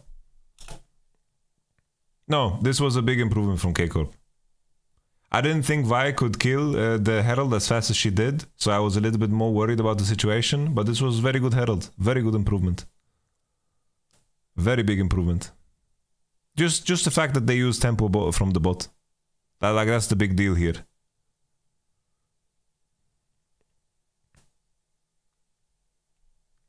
Because imagine a situation, so basically, imagine Cabo clears that wave, right? Or doesn't, like clears most of it. Then he walks into here. And then if Gwen walks into river, he is matched, right? And he's together with his Vi. Or if Gwen stays to push, he can just hide in Fog of War. He knows that Gwen is not going to be on time to go into river. And then he's going to be ready to catch. And during this, he's hiding in Fog of War and pressuring, right? I think this is the move for Cabo.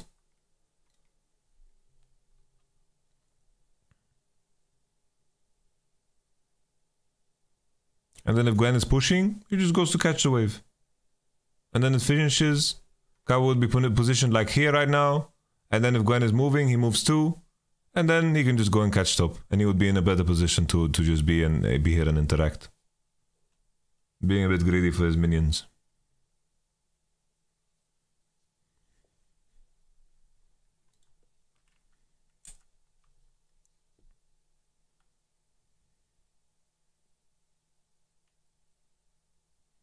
Yeah, I didn't think about the layer, right? That Azir needs to be scared. It's like Wukong. It's like maybe it's just a mistake from Wukong to be topside rather than just being on mid to cover for Azir. Because if Wukong is around mid, then Victor will be isolated and maybe they can walk earlier to the Drake, right? But here they are afraid that Gwen is gonna get ganked. They don't know where Wukong is.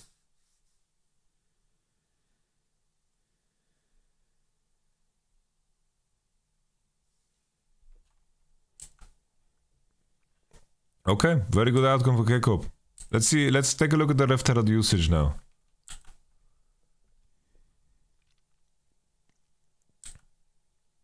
Ideally, what I would want to see is that the Lucian, Sona, Vi play through bottom side, take full control bottom side, play deep vision, and then they try to spot Wukong, defending bot pressure, and then cross into mid and place the Herald.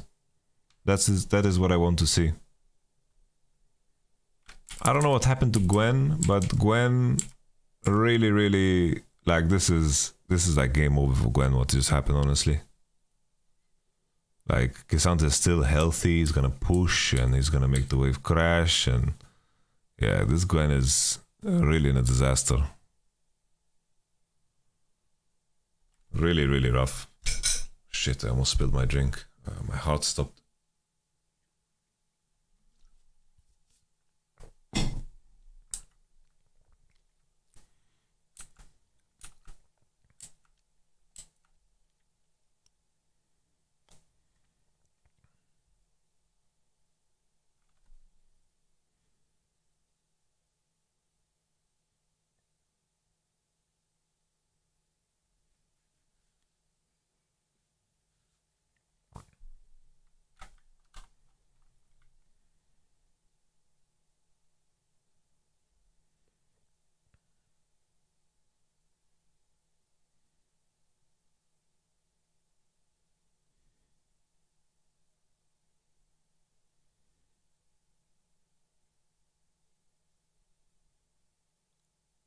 Alright, so Vi is in the bot.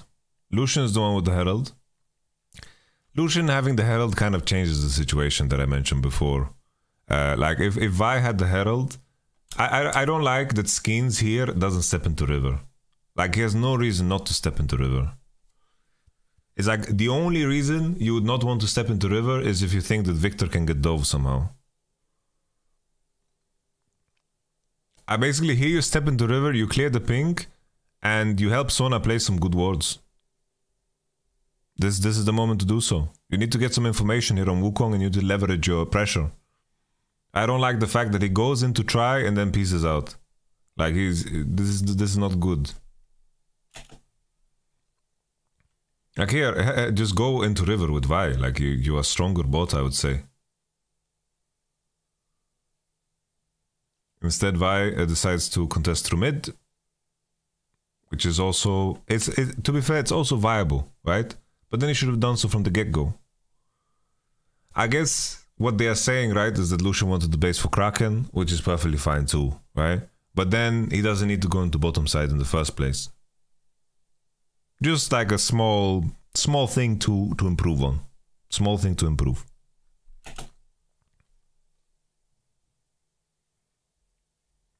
Like if Lucian wants to base, obviously that's okay. Okay, this Azir doesn't know how Victor works. I mean... Okay, interesting from Cabo. He goes Swiftness boots to compensate for his Ignite. Okay, second.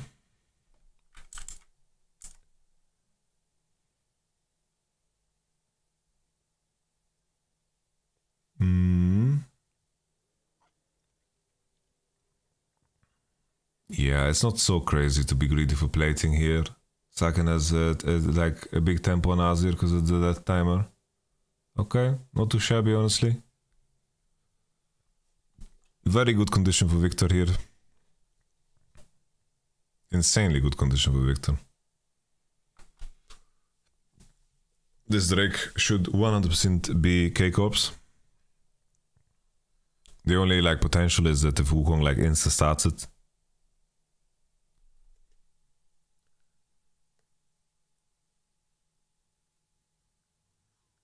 Vi is not a counter to Wu.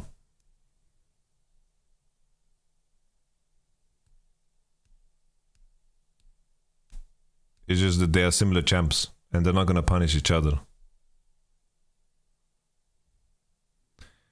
Cabo CS leading against 1-0 Gwen.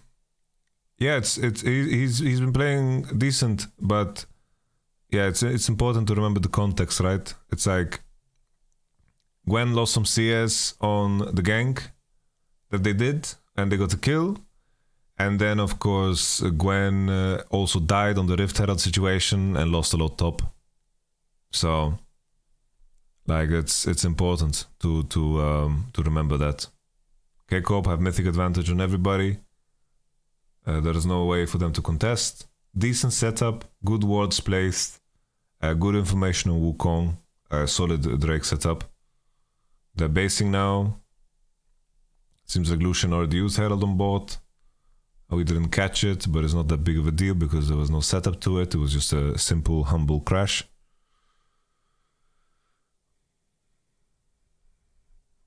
Yeah, it's not Draven. This is Kesante.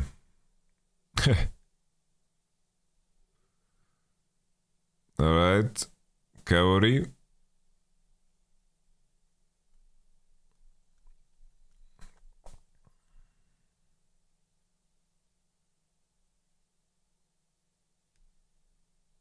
Okay. Azir Wukong took prio on mid, but they got spotted. Let's take a look back. Let's check why they lost so much of their map. He looked a bit scuffed, yeah. It's definitely not Draven. Let's take a look here. KCorp, they lost so much of their map here. Saken is not woken up. He has no flash. He's worried about getting shuffled. Wukong has Divine. And then they see that Lucian is basing in the bush. That's what's up. Okay. They see Lucian basing in the bush, which gives Azir Wukong confidence to, together with his mid prio and the read on how Victor plays, that Victor is, I mean, Vi is not in vicinity.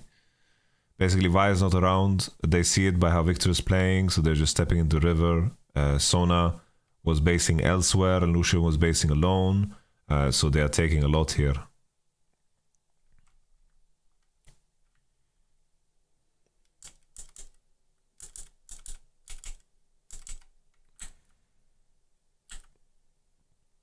So Lucian Sona, they kill a cannon. I think here if they don't get cancelled, things are completely fine. But the fact that they get cancelled is a really big deal here. Like Lucian had to flash and he didn't base. Sona's opening through mid. Azir Wukong can cross on the bottom side.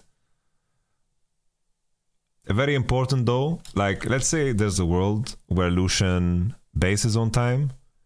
If Lucian bases on time, Vi cannot be topside. She needs to open on bot again. Because Azir Wukong are going to hover down, they're going to threaten dive. So Vi needs to be there. And then when they threaten dive, Vi is going to take mid prio, Azir is going to go back into mid, and he's going to catch. And then when Victor catches, he's going to basically has pushed that wave and Azir catches, Victor hovers into bot and they take over control over river again. Even though his camps are up topside, he can't abandon his bot lane.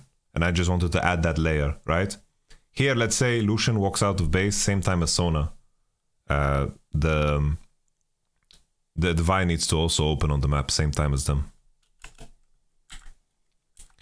Now they see that Victor has blue, so it means that Vi leashed it. Xayah is basing to enjoy and keep the tempo. And now Azir should be dead. CC lock, punch, knock. Wukong got ulted, not W'd. Wukong has his passive, so he's very tanky. Gwen is also here. Sona, no flash. She's going to be dead too. Let's take a step back.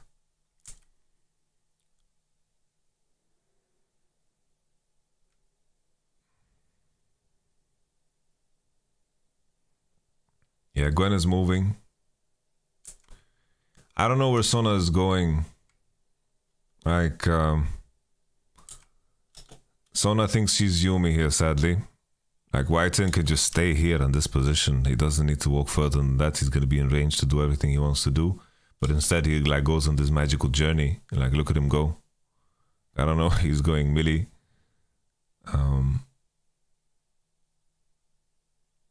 So Whiten just gives away himself. He dribbled himself away.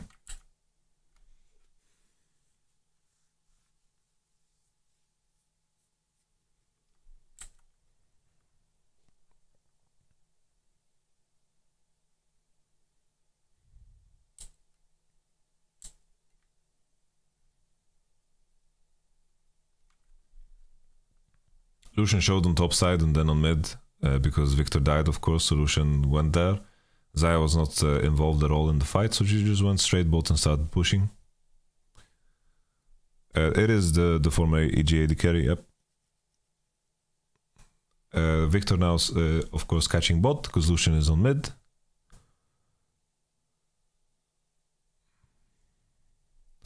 I think Practice is kind of crazy. Like here, the fact that Practice wants to stay to push this cannon is insanity. I think it's a bit, it's like borderline reportable. I don't know why Vi bases on the crab vision, but that's an improvement that you can make. Doesn't matter too much because you have Nash recall, but you know, small details. Zaya is trying to push another wave. So basically, the issue with pushing this wave is that you need to base. Victor is fresh, Vi is fresh. You're going to, just because you decide to push this extra wave, you will lose bot tower. As crazy as it might sound. Because what's gonna happen? Now, they know the enemy team can't fight on bottom side, right? Vi is opening on the map. Keisante push, there's nothing top. They're going to retake their own jungle and they're going to push these guys out and chase them all the way to their turret. And these guys will not be able to get like a clean base. Let's see it play. Let's see what happens. Here they should just keep chasing. Just keep chasing. Don't let Zaya base. Don't let Zaya base. Chase, chase, chase, chase, chase, chase. Don't let Zaya base. Don't let Zaya base. Chase, chase, chase, chase. Don't let Zaya base. Don't let Zaya base. Good shit. Good shit. Zaya didn't base. Zaya got pushed out all the way and they take full control of river. Good move here from Cabo on mid. Good timing on it to retake. I like it. And now what did we mention before? They lose bot tower. I don't even think they needed to use Herald. I think they could have kept it for the mid turret.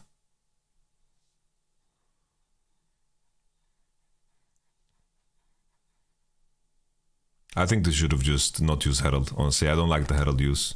I think the Herald should be for the mid turret. Just keep it here. The enemy is losing CS to the turret.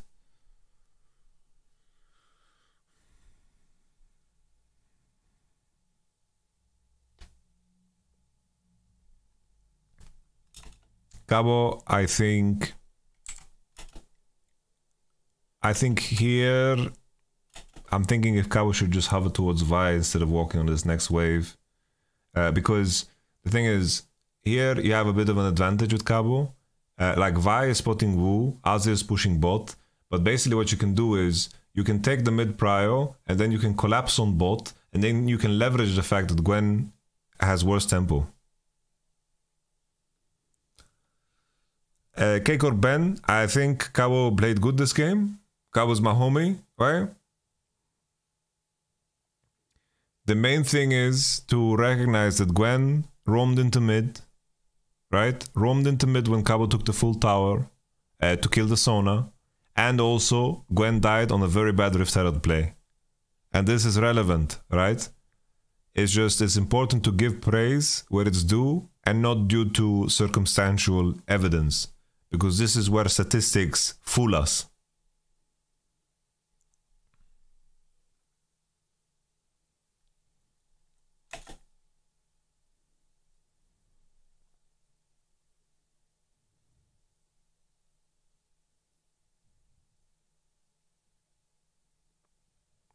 Cabo Shard is a Chad. He's a Giga Chad, in fact. But you're saying it in the context of him being 40 CS ahead against a Gwen that got 2 kills early. Right? It's okay to call Cabo Shard Giga Chad. We welcome that.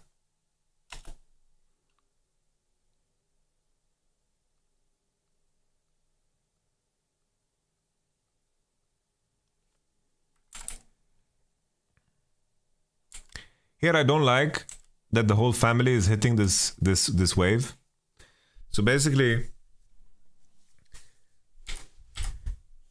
if this was LPL, right, or Korea, what would happen is Vi, Sona, Victor would be in bot side river already. Cabochard already secured himself with the information that he has, and he got this wave pushed. If Vi, Victor, and Sona is in bot side river and just defending the Lucian while he's taking this wave, they can collapse on the Azir that is trying to push.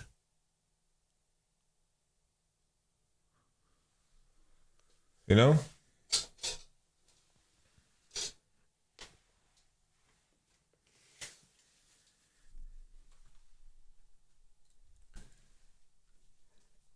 But instead, they are hitting the mid tower, which is fine sometimes, right? You can sacrifice tempo to hit mid tower. That's completely fine. I just wanted to highlight this.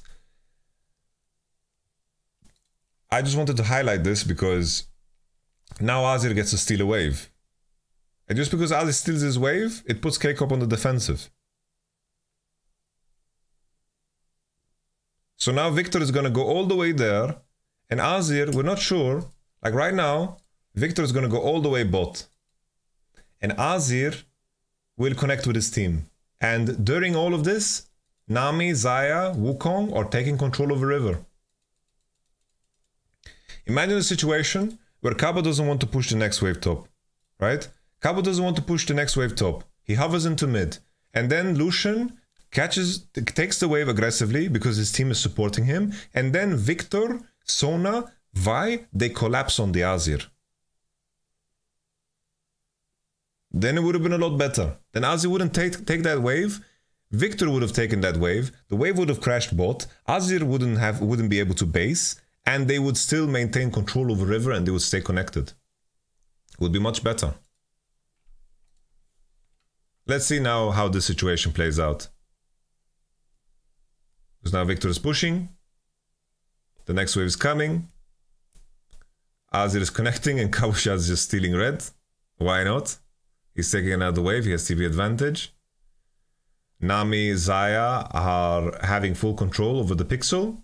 Azir is in position. I think Victor could have pushed another wave. Like here the thing is, Victor is... It's like... I think with the vision he has, he can be safe.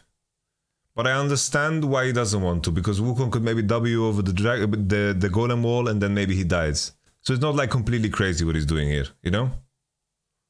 It's not completely crazy. I get it, you know?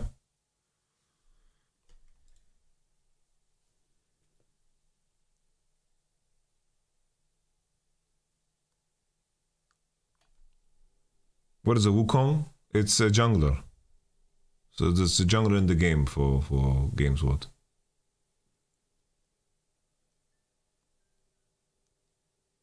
That would be $300, please. Let's take a look at this. I don't know what Skins is doing, honestly. So far the two games that we've watched so far, I think Skins has been playing a little bit crazy. Okay. So basically here, as Skins, what is the purpose of you walking up and channeling Q? Are you gonna Q the Gwen or the Xayah? Like, what's the point of just walking up and channeling your Q? Besides putting your Q on cooldown. There's no reason to walk up and do this. There's no reason, okay? It's like, currently, your Lucian and Victor are contesting the wave. You need to protect them. If you use your Q, you're no longer protecting them. So basically here, what you want to do is you want to just be in range. You want to be in fog of war. You want to be here. You want to be here. You want to be here. And then you go, you defend your team. Like here, for example, they have pink, so they have space to play towards. They can kite.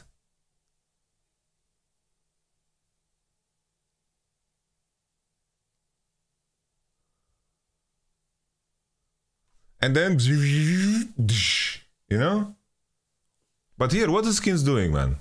Skins, don't be bored. This is a very common problem for many players, though. People are just bored, so they want to use their spells. But in what world is he going to Q into these guys? He's not going to find a Q on the Xayah. He's not going to do anything like this. He's going to Q flash. He doesn't have flash. There's nothing to look for here. Right? So now he has no spell. And his team gets engaged on.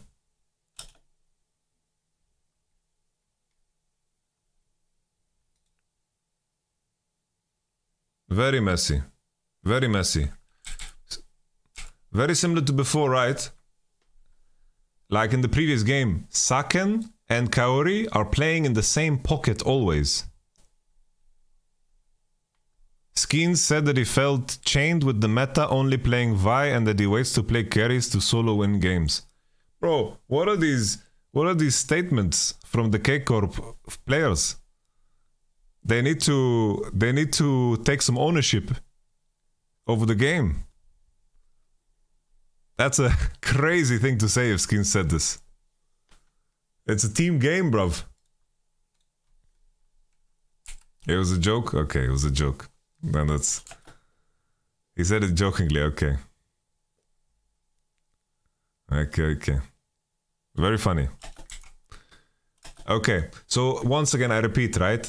I don't know what the fuck is happening with the overlay, bruv. Well, we've seen the sorcerer shoe here for fucking forever. Chasseret, the sorcier, the brown here. Like, what's going on with the fucking overlay, dude? What is happening here? We got the fucking sausage hot dog bar.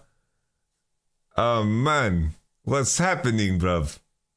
Fucking chaussures de sauce. So basically here, right? What you want to do is you contest the wave in the pocket.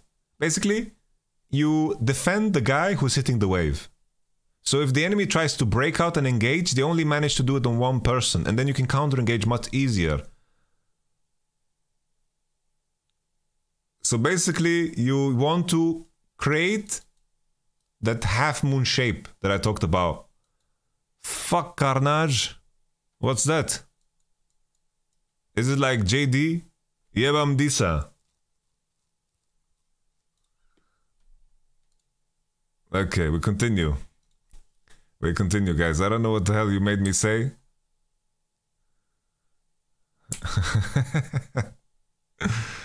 Okay, we continue, guys. So basically, once again here, like Skeens is looking for flowers. Like here, such a common thing for junglers to just poke their nose and to show their position. So basically, what you want to think about when it comes to being the jungler, right? And being the champion that wants to pressure. Make yourself as big as possible by not showing.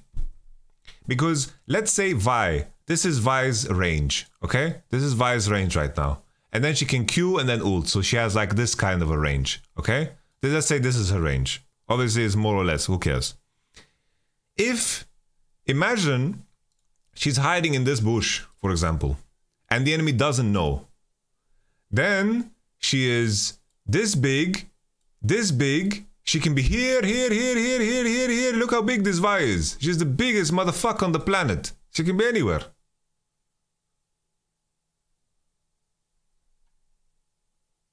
Instead, she's showing her nose. Fuck Carnage is a running gag. He's the producer of LFL. When there are technical issues like this, just like this overlay, we say fuck Carnage.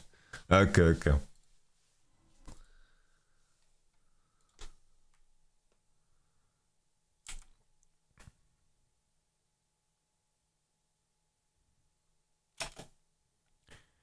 He cannot set up any fight without his flash. He can. He has Q ult. And at the same time, it's about contesting the mid-wave and then taking space.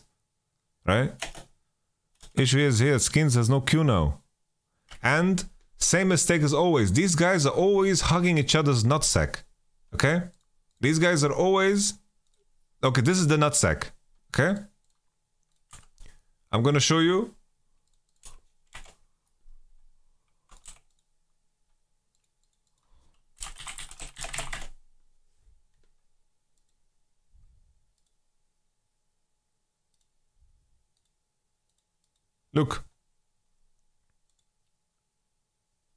Look. These three, man. Guys. It's the nutsack. Look. It's the nutsack. Why are they have to stop doing this? The way you solve this, right? The way you solve this,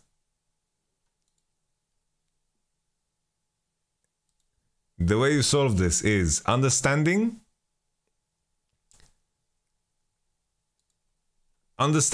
who is actually, like, basically you want to position like this, right? In a half moon.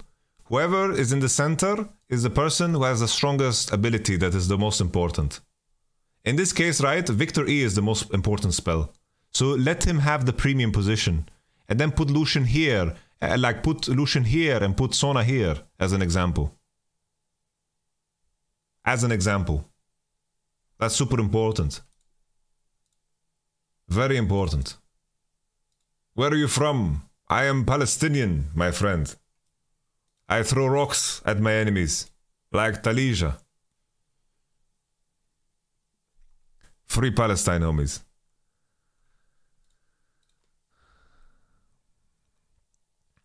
Okay. So once again, bro, Wukong, the Wukong engages on so many people. Vi gets killed. Kabusha tries to save the situation, but it's a 1-4-3. Very dirty here, very dirty. Keep in mind as well, they lost. Imagine if we go back in time, okay? We go back in time. Cabo doesn't contest this wave. Cabo doesn't contest this wave. They don't hit this mid tower. Victor, Sona, Lucian. Lucian hits the mid wave. Victor, Vi, Sona. Pressure into bottom side. Don't let Alzir steal that wave. But now, because everyone's showing hitting mid wave, Alzir can steal that wave. If that didn't happen, guys, ahlan wa sahlan is what we say. Welcome to paradise.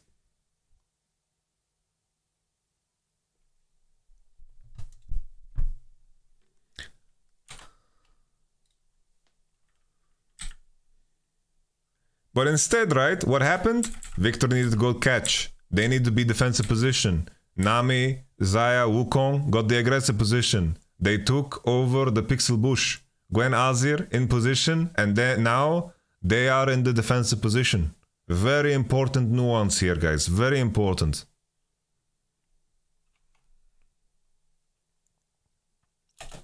Here, bro, GW, it's like this subreddit, man. Gone wild. Fucking game word. Oh, I pressed the wrong button, guys. Pixel bush is the baby bush on both sides of mid lane. You know the little pixel bush? Do you think Vi counters Wukong? No. Like, Wukong is pretty decent. Wukong is pretty decent against Vi, because when he's ulting, he can't get queued. So it's like, it's fine. It's fine both ways. You're picking these champions for the utility.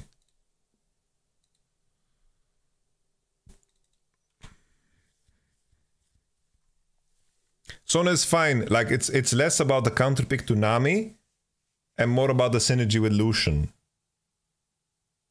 Why we pick Vi twice against Wukong? Because the way jungle works, there are certain metrics that you need to think about when it comes to jungle, okay? So you think about early game. What is early game? It's clear speed, gank pressure, and 2v2, 3v3. Okay? So, gank pressure, if you compare Wukong versus Vi, they are kind of similar, right? Similar. It's 5-5, right? Clear speed, 5-5. They are same. Same, right? If one champion is quicker than the other, then maybe you can find timings to invade, or you can find tempo advantages, right? But they are very similar, 5-5. In terms of 2v2, 3v3s, 5-5. Why are these champions picked? Is because on level 6, around 7, 30/8 minute. Stronghold. Stronghold. So let's compare this now. Still 5-5. Comp dependent.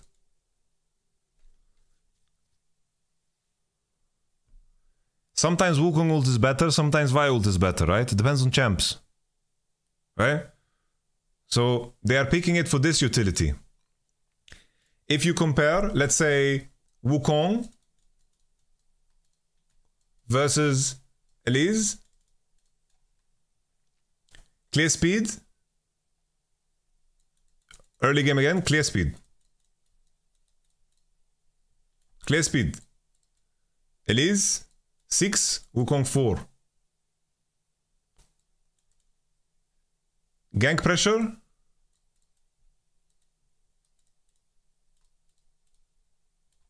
Wukong like 3, Elise 7. 3v3, 2v2, 2-8.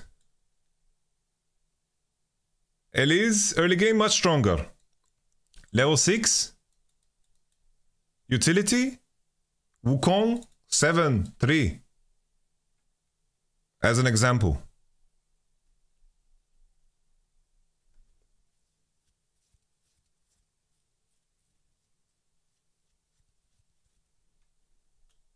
As an example, right? Sometimes, but the main thing, right, is sometimes Elise being stronger 2v2, 3v3, maybe you have a bot lane matchups that is 7-3 or 6-4. And maybe this makes Elise, maybe this part doesn't matter. You can avoid it and ignore it, especially in the new jungle, right? In the new jungle, now it's much easier with the clear speed, right? Sometimes you have lane matchups where the 3v3, 2v2, you can avoid it through good lane management. And you can accelerate yourself to this position. Sometimes the gank pressure doesn't matter because you place good wards and you have good lane control. Then all of a sudden this doesn't matter. And then this doesn't matter. And then at the same time this doesn't matter. And then all of a sudden you have a Wukong against a champion that is considerably weaker when you are level 6. In terms of power. As an example, right? So when we're talking about Wukong versus Vi, they are not being put in an arena 1v1 to fight each other, right? That's not what they are picked for. There's a lot of details to it. But I have to add, my dear friends, when there is no Zeri, when there's no Lucian, and other ADs begins to start to get played, then Vi value goes down.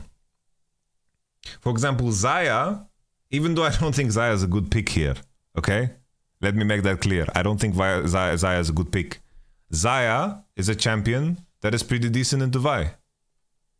And so is Azir. And the reason we see a lot of Vi in LCK is because every game there's Zeri Lucian.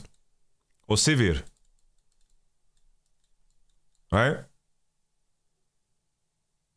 So basically they are being picked for their level 6 power.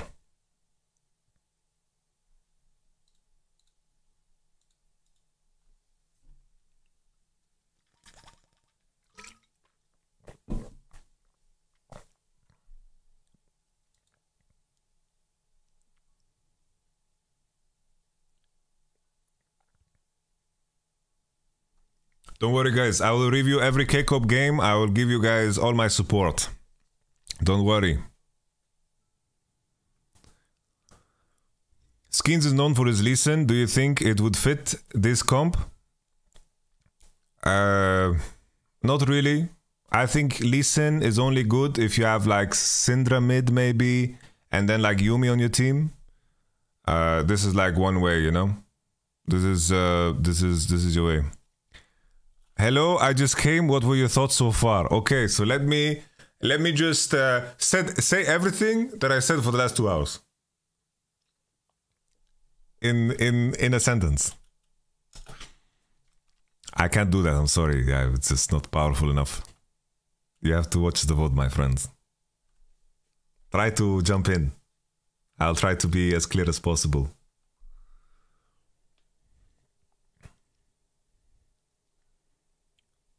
Okay, so here we go again. We talked about skins, and we talked about KCorp playing in the same pocket.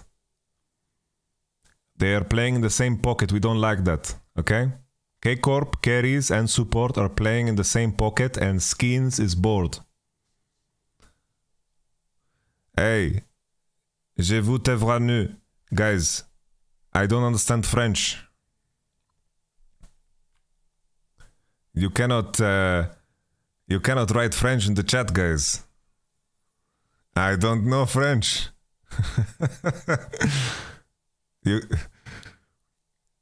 I only know this one sentence. Just, if you write French, you have to be respectful, okay? Then it's okay. For example, here, I don't know Kade Suhu what he said. I can't even read it.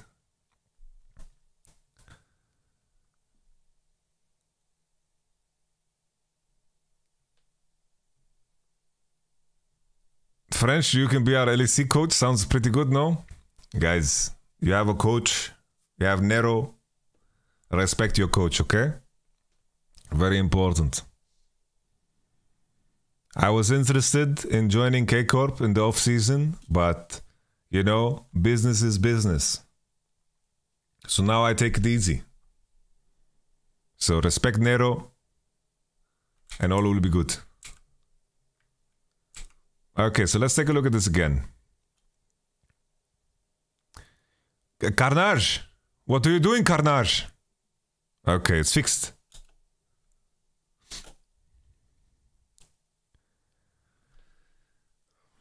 Let's take a look at this situation. So, KCorp need to stop doing this thing where they are doing the Drake and the objectives in the pit. Okay? They need to stop doing the objective in the pit. For example, here, the enemy team, they have so much information because of this trinket, this ward. Okay? So basically, they see everyone. What happens if they see everyone? They say, oui, oui. They enter the pixel, guys. This ward spots them. But the thing is, this ward wouldn't matter if they pulled out the Drake and they actually defended their pixel bush. But here they're not defending their pixel bush. The enemy team is taking space without losing anything. So there's no space advantage. Why do teams that are first on Drake win? What is the purpose of being first on the Drake? It's to leverage, of course. You want to leverage the fact that the enemy is face checking. What happens when they face check? Bada bing bada boom, guys. When they face check, okay? They take damage, Victor E, they take spells, Lucian combo, out, maybe Sona ult for poke. Right? But they have to defend the pixel. That's the whole point of being first. Imagine there's a situation where maybe someone is trapping here, maybe Kesant is here. Maybe Kesant is on the flank, here, in this bush. When the enemy crosses, they attack. Maybe Victor stands here. Maybe they pull out the Drake and Vi can just Q charge and hit the first target that's coming. As an example. Why do you think that this team KCorp made these mistakes? I think they just don't know better. And that's okay, right? These are things that you need to be very aware about.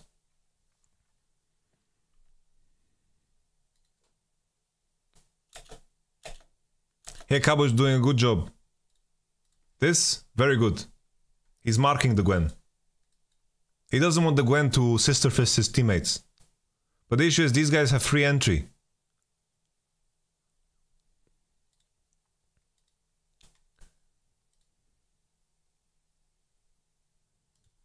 Good job, Cabo. He gets 5 stars. Fuck, I don't know how to make a star. Let me try again. Yes.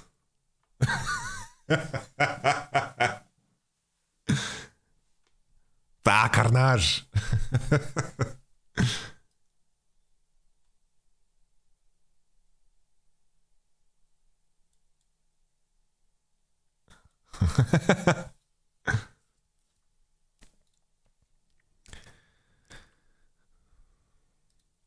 How would you act if a player in your team doesn't respect your hierarchy as a coach? I don't coach based off of a hierarchy. I've never said the words to my players unironically, I am the coach, you need to listen to me. If that's what your respect comes from, you will not go far. The respect needs to come from the right place.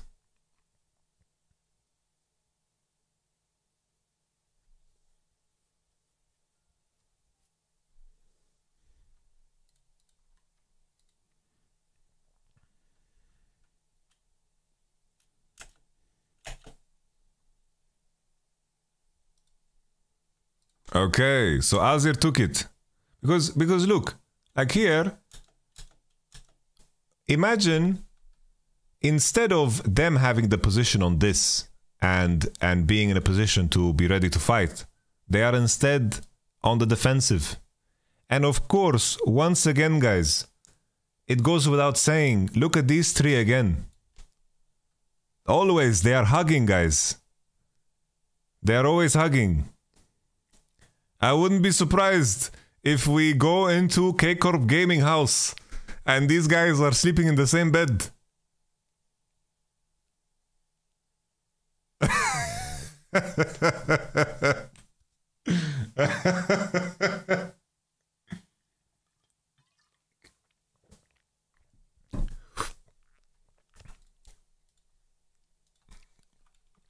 Okay, let's see how this fight plays out. The thing is, imagine they pull it out.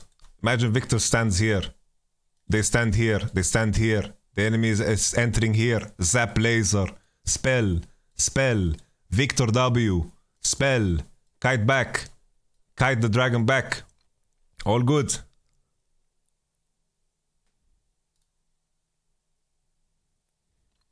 They can be ulted by Azir, no? Well, Sona has hands, no? Keep in mind, right? As these guys are entering here, they don't see anything. They don't have vision. But they see only because they're on this pink. Sona no ult. That's a fair point. The Joker. Good point.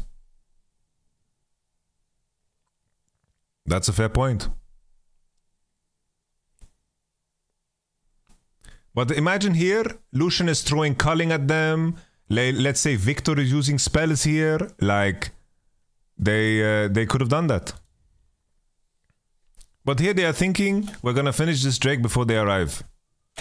And we're gonna hope that Skins can get out somehow. Skins flashes. Cabo. I told you guys Cabo is absolutely smurfing, by the way. Cabo is really, really good. Really good at his marking the Gwen. Oh, Skins. He took an Airbus. Airbus, Air France, guys. To different country.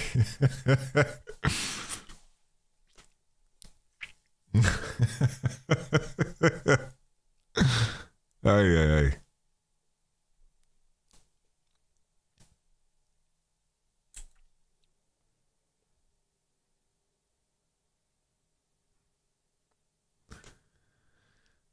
Go back to Vitality. I don't know if Poulet Free is flaming me or he likes me. I don't know. I really don't know.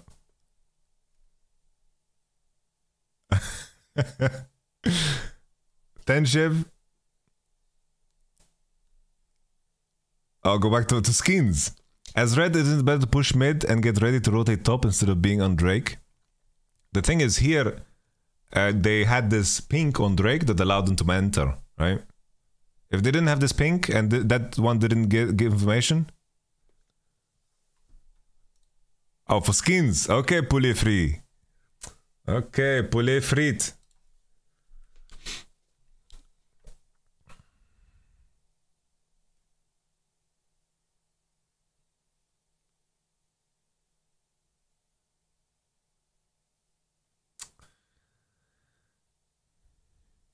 were you shocked when Cabo refused to join you at Fnatic to stay in the LFL with KCorp?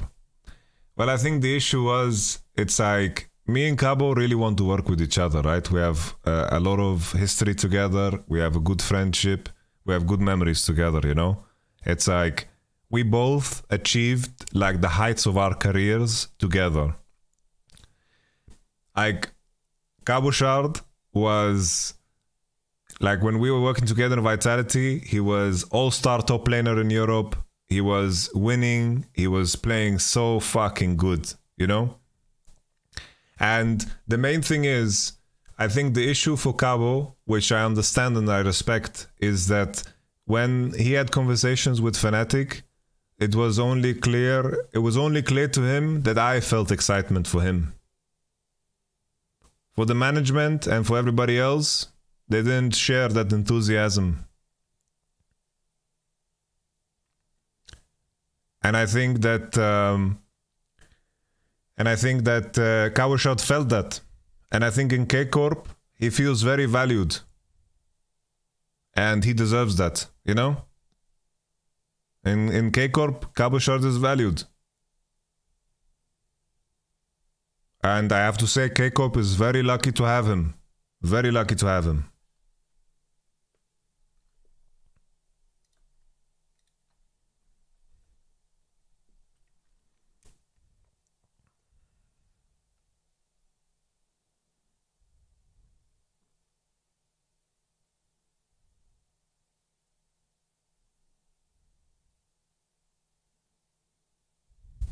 It's very important to value people, make people feel valuable.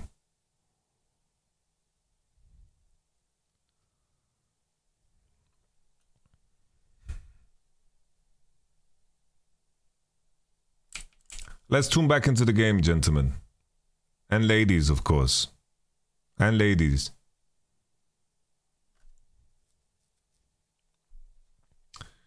Cabo Bill.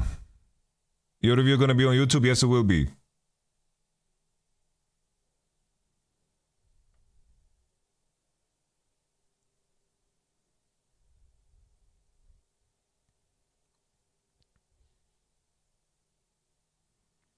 Okay, so the Nami and the Zaya are contesting mid-wave and they're doing it good.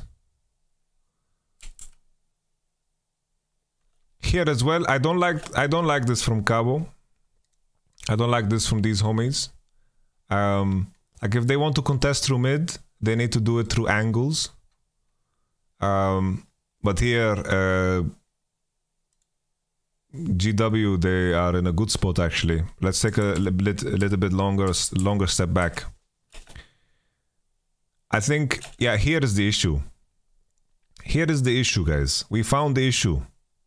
So Cabo Shard, the Giga Chad, pushes top with the information that he has. Okay? Giga Chad hovers into mid. What is his team doing on the mid wave that he's hovering on? What are they doing? Victor is eating chicken. He's doing chickens. Lucian eating red buff.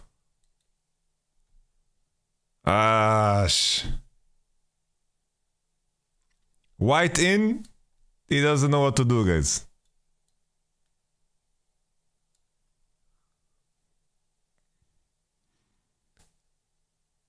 Guys. Vi is gonna go here. You take over all the space, you push, you put some deep vision, and you play the game. It would be good. Like here, what could be done as well, Victor can be on bot wave already, start pushing. He has vision, he can start pushing already. They can contest mid wave with Kesante. It will be 4v4. Like, it would be good.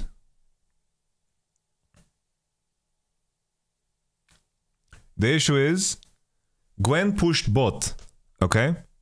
So the issue that happens here, why KCorp conceded their whole map, is Azir is catching top, and he's doing it for free, and he starts to push top for free.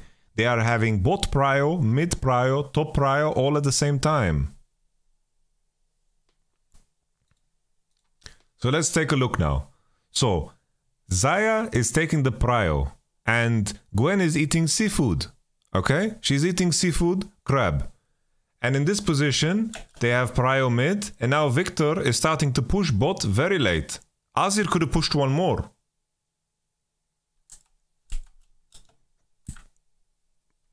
Actually, not so easy to push one more, because Kabusha does something very good here. Can you guys spot what he does? What is so good about what Kabusha does in this sequence? He stays in fog. Kiseki. KC Mugen knows. Doesn't show himself. Fog. Good job, guys. Very good job. He's in fog. Someone also raised another point. Mar Vitos. The fact that Saken don't have TP is a problem, no, for Nashor. Very true. Very true. I think that's a fair point. Very fair point. That's why contesting that mid-wave is so important. Because if they contest that mid-wave, the enemy is not going to have free entry into river. And as they don't have free entry into river, Victor has time to push out bot. And when he pushes out that bot, that neutral wave that is coming towards him, he can then connect with his team. That's why this is such an essential point. Where Kesant is hovering into mid, Lucian has item, Sona is there. They are not achieving anything around mid. So what happens? Victor begins to push bot very late. He has no TP. But the difference in this situation is that Azir pushed out top. He didn't go for the neutral wave because he's afraid of Vi and Kesante because they're in fog of war. So good play from both sides. And now they're hovering towards Nashor because they see Victor on bot wave. And Lucian is on mid wave. From this position, it's very tricky to be KCorp.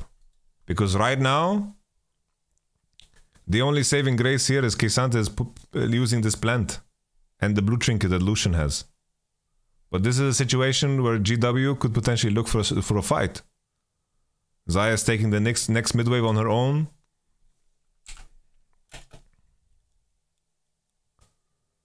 Here it's a bit of a problem, like Zaya is posturing so far forward and there's no pressure on her at all. Like, obviously KCorp, they don't know where these people are. But the fact that they are not 4 here to contest while Gwen is pushing bot is also a problem.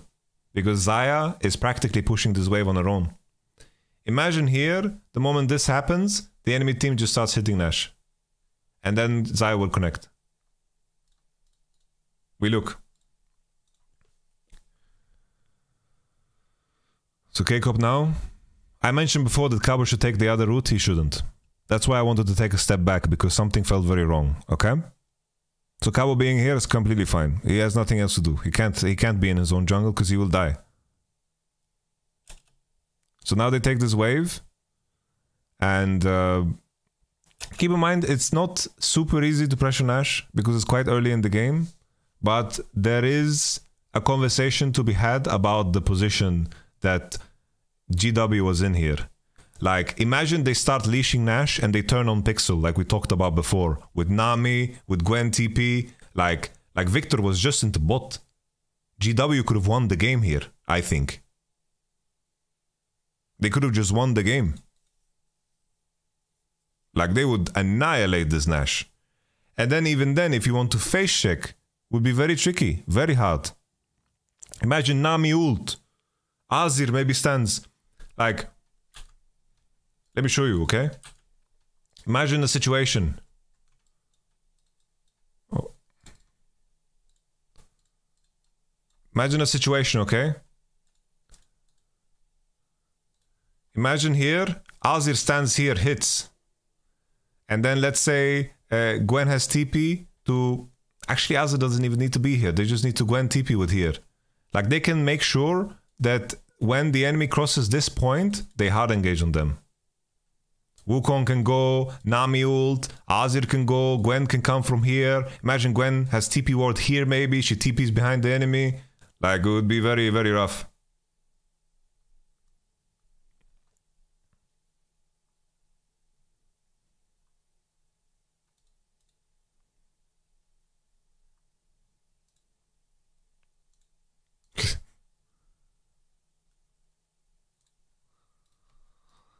I don't know the overall level of LFL because I'm only watching KCorp so far.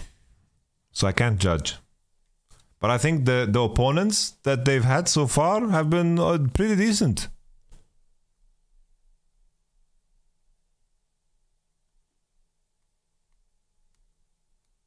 Can you dance as blue or will it be too hard? Like, what you mean dance like walk up there? No, it's very hard.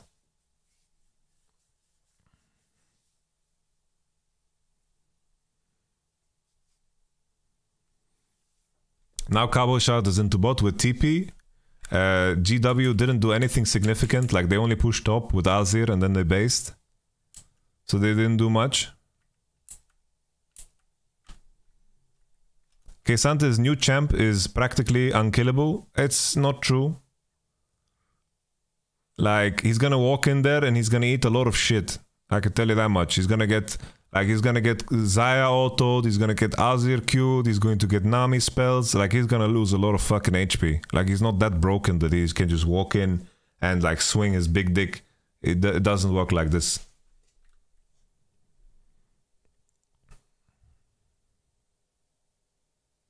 Look, this is Xayah alone, okay? With Nami spells.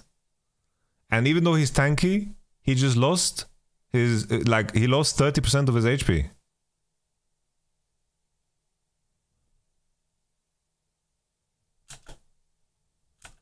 You see? He's tanky.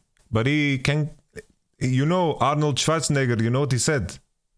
You know what he said? If it bleeds... You can kill it. I show you.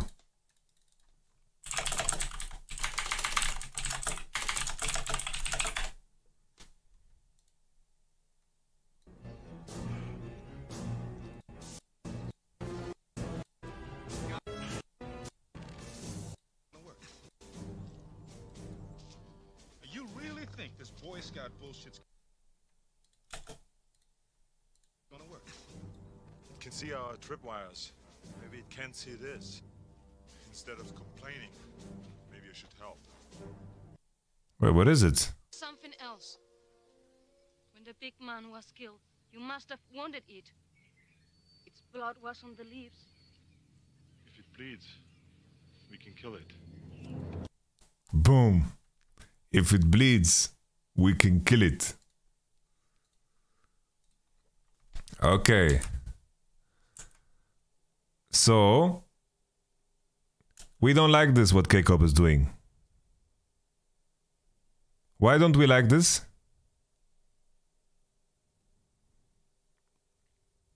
I ask you guys in the chat. So they take mid prio. We're very happy. We're happy that they take mid prio. But wasting tempo, all showing mid to hit the mid turret. No, no, no, no. If mid turret was this important to you, you should have used the herald that you used on bot, right? They have no vision in river. They took mid prio. This is their time to step into river, clear all of this, put down their own wards, and send someone top to push the neutral. But they're also all showing. They could all be here right now and stop moving. Right? What happens instead? KCorp are completely blind and they're walking on this turret. You know, they feel so uncomfortable. It's like, I've been in these situations where teams say, guys, let's take the mid tower, and then no one wants to walk on it because everyone knows it's bad. Everyone knows it's bad. I've been in situations like that. Let's take mid tower, and then no one walks on it. But the herald was on Lucian. Can someone explain to Plith that there's 2 Rift Heralds in the game? And that KCorp got 2 shells in this game.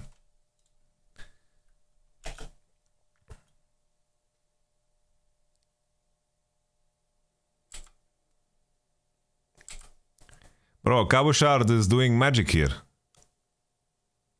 Cabochard somehow creates a situation that Wukong is chunked and Wukong's low HP. The Lucian culling is pretty good.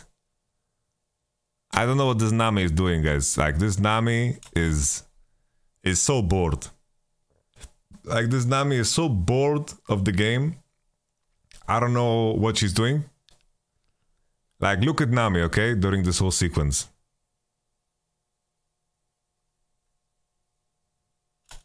Look at Raxo, man. Bro, what's Raxo doing? Oh no, Raxo just lost all of his HP. Raxo. Do you guys know the name of Snorlax in German?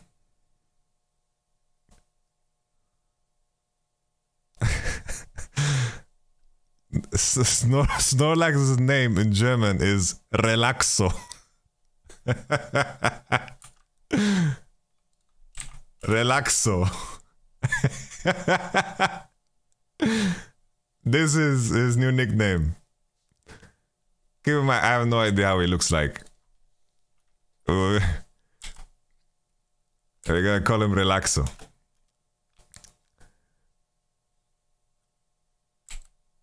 Okay, let's take a look at this again. I don't know, I'm trying to look at what Azir is doing, okay? Let's look at the minimap. Why is Azir like he's walking like he's drunk in the jungle? Like he could have been here so much quicker, but he's like looking in every bush. I don't know what he's doing. Like look at Azir's movement, okay? So here, bro, it's like someone is going for a walk with their dog, and the dog is like smelling everything. It's like, who the fuck pissed here? Who the fuck, you know? And then look, now he goes towards Wukong, and then he doesn't. Bro, he goes zigzag, man.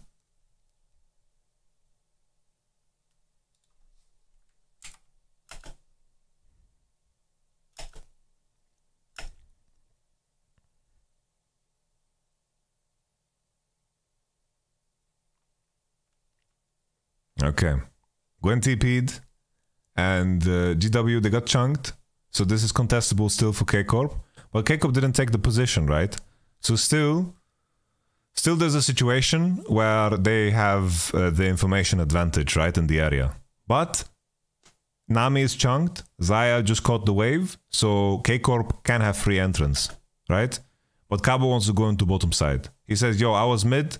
We took our chance to hit the turret. You guys didn't want to hit the tower. We got TP'd on.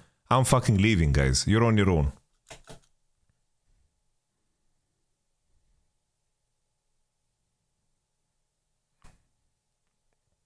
Very dangerous. But Cabo, man. Oh, I don't.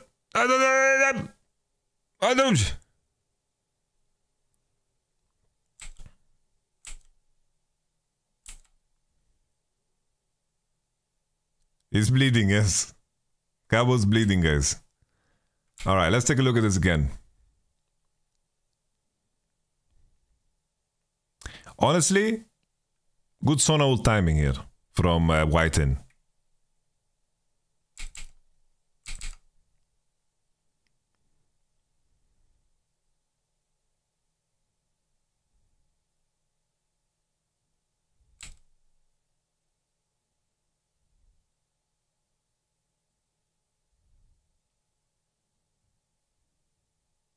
Azir is kind of trolling. Holy shit. Oh no. Yes, this wouldn't happen if they took vision, right? On their timing. But 2 hours. I don't know how to say his name. 2 whores. 2 Hoyers. I really don't know how to say his name. My man.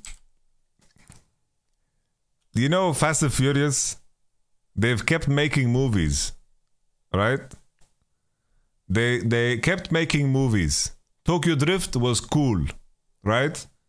The movie that was like respectful to Paul Walker, okay, we can watch it. Now they're doing like Fast and Furious 14, okay? This here, what we saw, this was Fast and Furious 16, by the way. Like, this was... They're out of ideas in the movie. So Azir is just...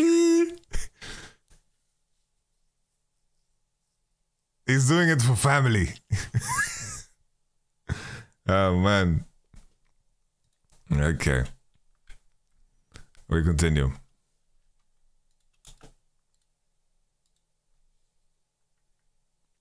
All right. He's doing it for family, guys. Okay. No flash on Saken, no flash on Sona. A lot of important summoners. Zaya has flash, Nami has flash. Could get dangerous. Kawashard also TP'd, so there's no TP advantage on both. And GW keep the position. They keep the position advantage here. Full vision for GW around the Baron area. The Byron. Azir is pushing top. Azir has TP. They're angling towards Drake. Good movement here from Skeens and Sona to step into river first. I like that a lot. They like that. I like that. Yeah, good shit. But now Sona is taking plant for some reason.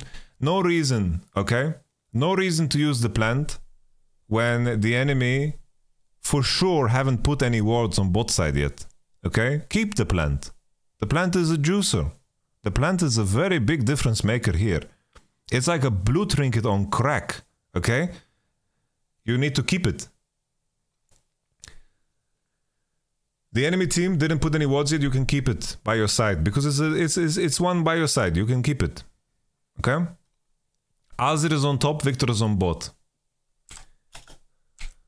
Here is a moment where I think Cabo should walk with the squad.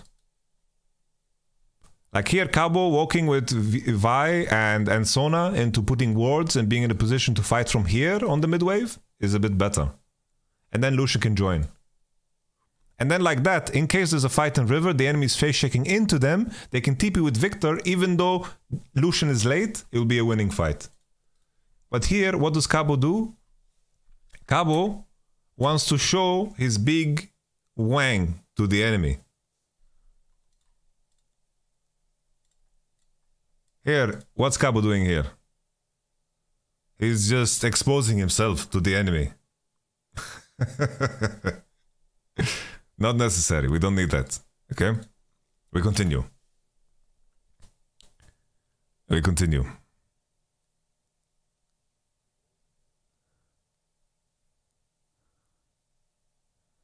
Kabucha is walking on the midwave now. Now it's a little bit different, right? Because they're afraid of Nashor.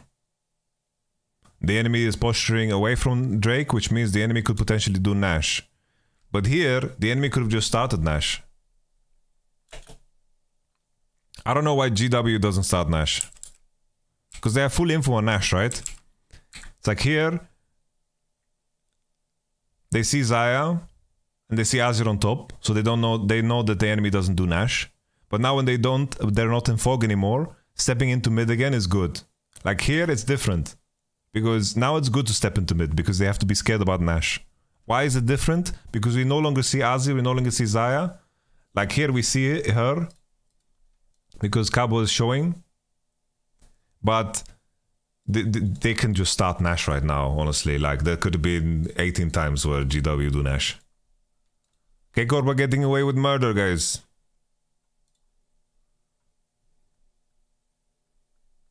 They don't have sums, hard for them to fight in the pit. Who doesn't have sums?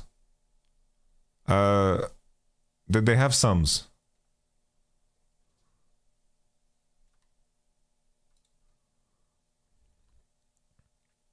Why don't GW start Nash ever? They are so scared. They are so scared to start Nash.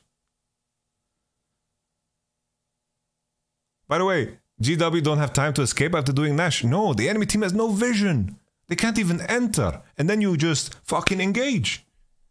You have such a big dick engage, man. Wukong, Gwen from flank, Nami, ult, Zaya hitting. It's so hard to enter. Very hard to enter. Enemy has to enter with no vision at all. They have no words.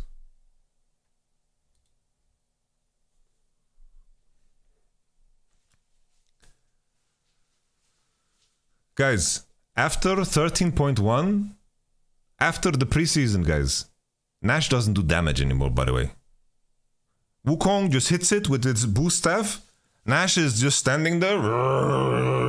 You know, Nash doesn't do any damage. Gwen has no TP. She's into bot. Start Nash. Any Nash enjoyers? KCorp?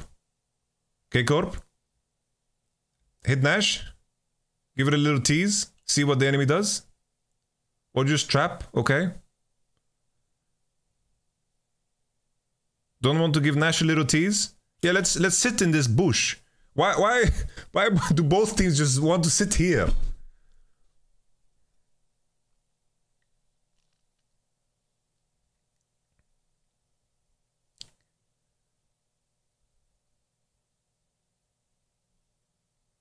Why are they sitting here, guys? This is just the technology. Okay, so let me count. Okay, before we see the crazy engage, let them cook. Before we see the crazy engage, okay? They can hit Nash now.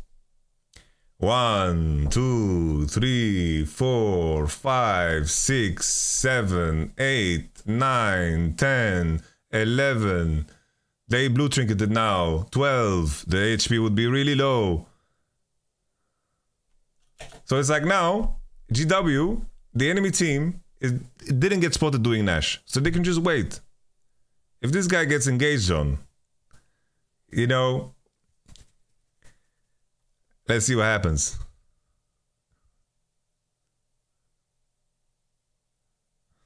Nah.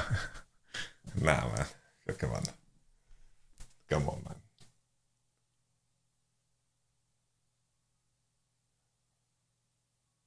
Okay. That's good cooking. Good sonold, guys. Good sonold. Good sonold. Good cooking. We let them cook when they do good cook. Okay. This is so good. They're just insane. They're just insane.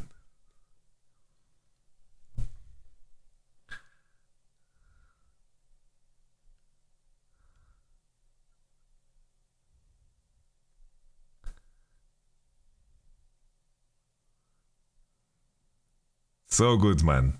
It's fucking creme brulee, man. Fucking no problem.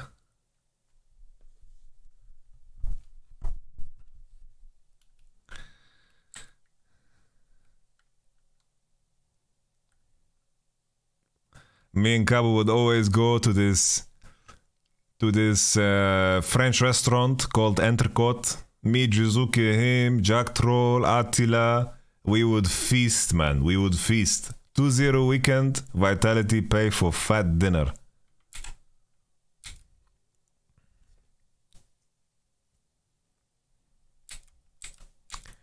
Okay, Kabusha TP is very, very troll.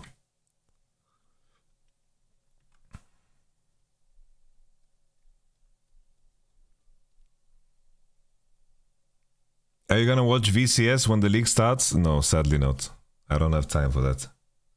I have to watch LPL, LCK, KCorp, LEC. We're busy, man.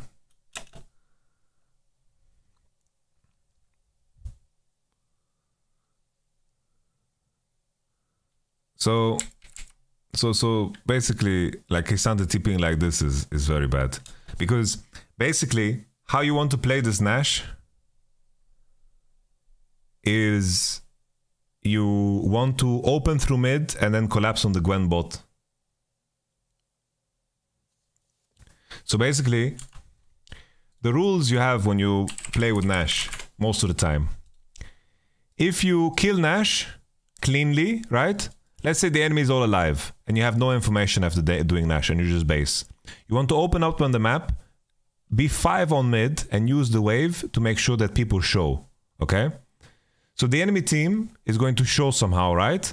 And they're going to catch that wave. When they caught that wave, you want to play on the side where the wave is closest to your base. So basically in this case, this wave was so far, we didn't have information around mid. We want to open through mid and then Gwen was pushing bot. What do we want to do is, we want to go through mid. We don't need that many people because Gwen is showing. We collapse on Gwen, we push her out, the wave that is coming, we're going to aggressively push with it and enter into here. We entered into here, Then eventually, basically, we took a neutral wave on mid, and we contested the neutral wave on bot, the one that Gwen tried to steal, right?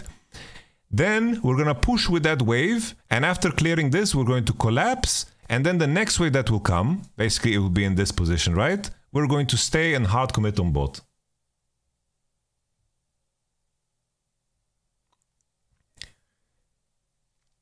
If the enemy tries to run it down mid, they can't. If they try to go top, they can't. Let's give you now an example in the game. Let's see how it plays out. So Cabochard TP's top. In this case, it's a bit of a unique case. They can't really kill him, Xayah showed, and Azir is dead. So, like, what he did is not that horrible. Most important thing here that happens is that you don't let Gwen steal the wave that Victor is on. Most important thing. Gwen shows, which means that you can send more people into chasing out Gwen. In this case, Azir is dead, Nami was dead, and Xayah was showing on mid wave, which means that they don't need many people on mid. Now they're pushing mid, they're gonna push this wave, and at the same time, Victor is gonna push bot. After they pushed, Vi needs to be into here, she's securing Gwen right now, and Wukong is showing here, so it means that Nami can't be mid, Azir can't be mid, Gwen can't be mid, Wukong can't be mid. So only person that can be mid is Xayah. So basically, at this point, Sona can go start sweeping, put vision here, because no one can do anything to her, right? Lucian is right behind her. So the information is crucial, the information that you have.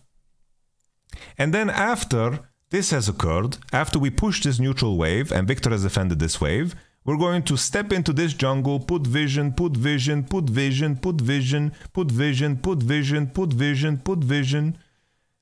Not this many words, but you get it. Put vision. And then the next wave, where is it coming? It's gonna be like that, right? The next wave is coming like that. And we're gonna make sure that we are there in that position for that next wave.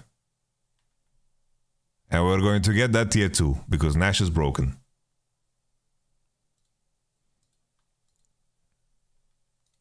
Okay? What did Cabochard accomplish here? He looked kinda cool doing it. So now Cabo needs to collapse into mid. And what's happening? They're chasing Gwen out. What's Gwen doing here? She's collecting mushrooms. She's collecting mushrooms.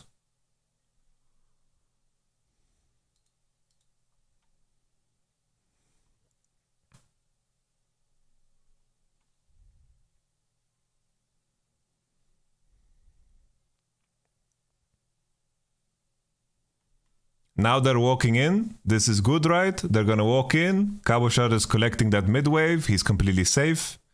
They're connecting. They're going all the way into bot, which is perfectly fine. Like this situation, they don't get punished because the enemy was dead, right? The enemy was dead, so they don't get punished. And now they re-enter into mid. And what do after re-entering into mid? They do exactly the same top. They let Cabo go top to push. They put vision. And then they collapse on the tier 2 top. Okay. Why is Xaken playing Comet?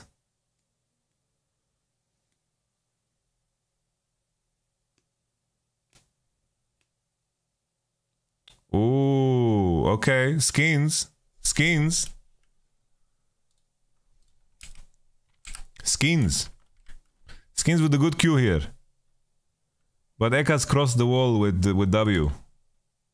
Very good Q from Skins. Very nice.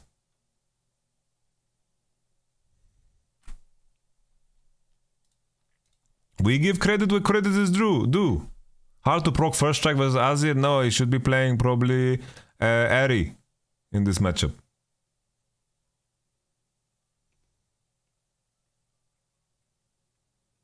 Shouldn't Sona hold ult for Wukong engage? What do you mean?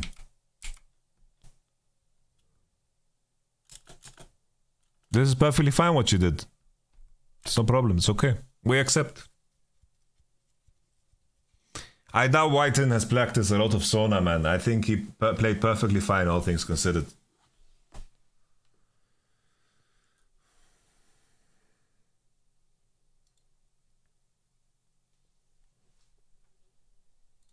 He said Comer or Eri, it's the same for him in this matchup. It shouldn't be the same.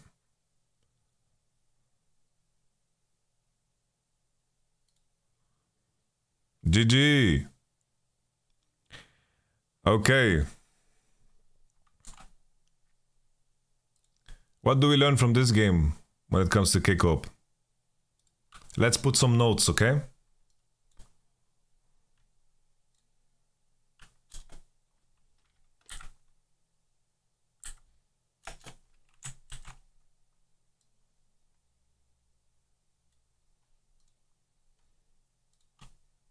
I make it darker, guys. Wait, what the fuck? It didn't work.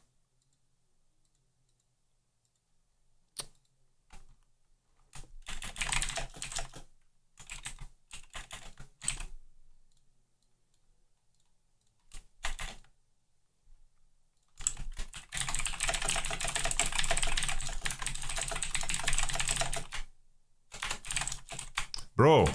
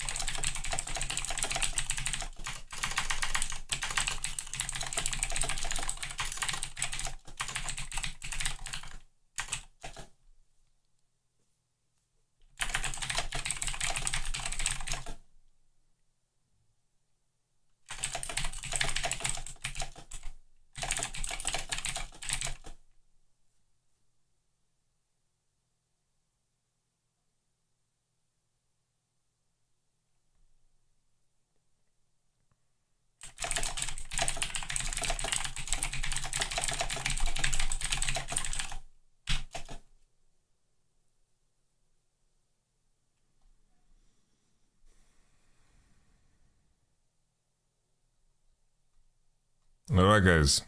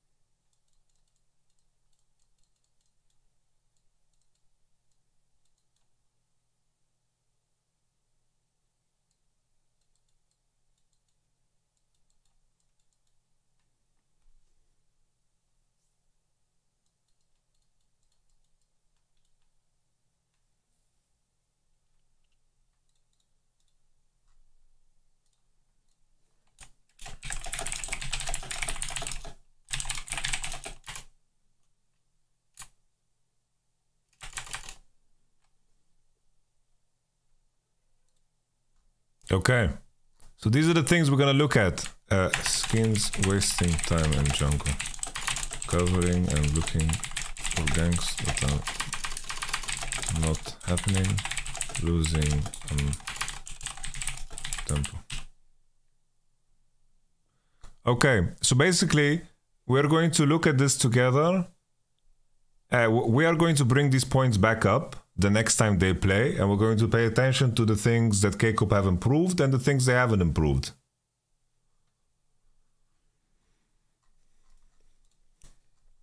All of these stories that you guys are sharing to me about their interviews and what they're saying is all super fun and cool, but in this project that we're doing, we don't care. We just look at the gameplay. The gameplay speaks for itself.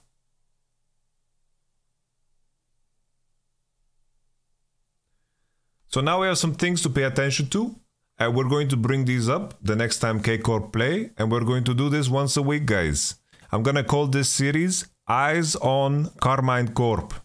And we're going to do this for a couple of teams. We're gonna do this for G2. We're gonna do this for Fnatic. We're gonna do this for Vitality. And maybe if we feel energetic, we're going to go deeper.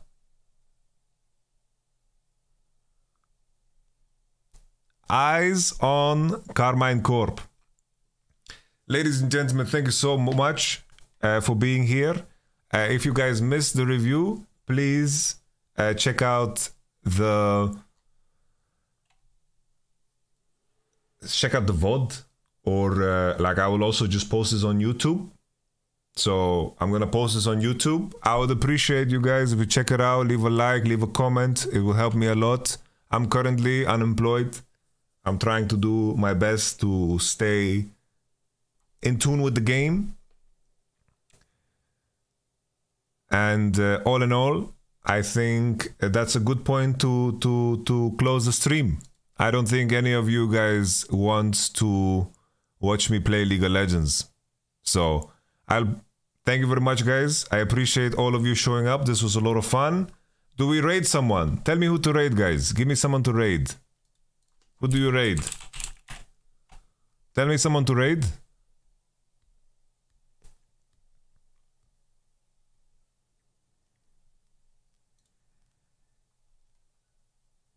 Vespalol? Who's that? Who's that? Who's that? Who's that?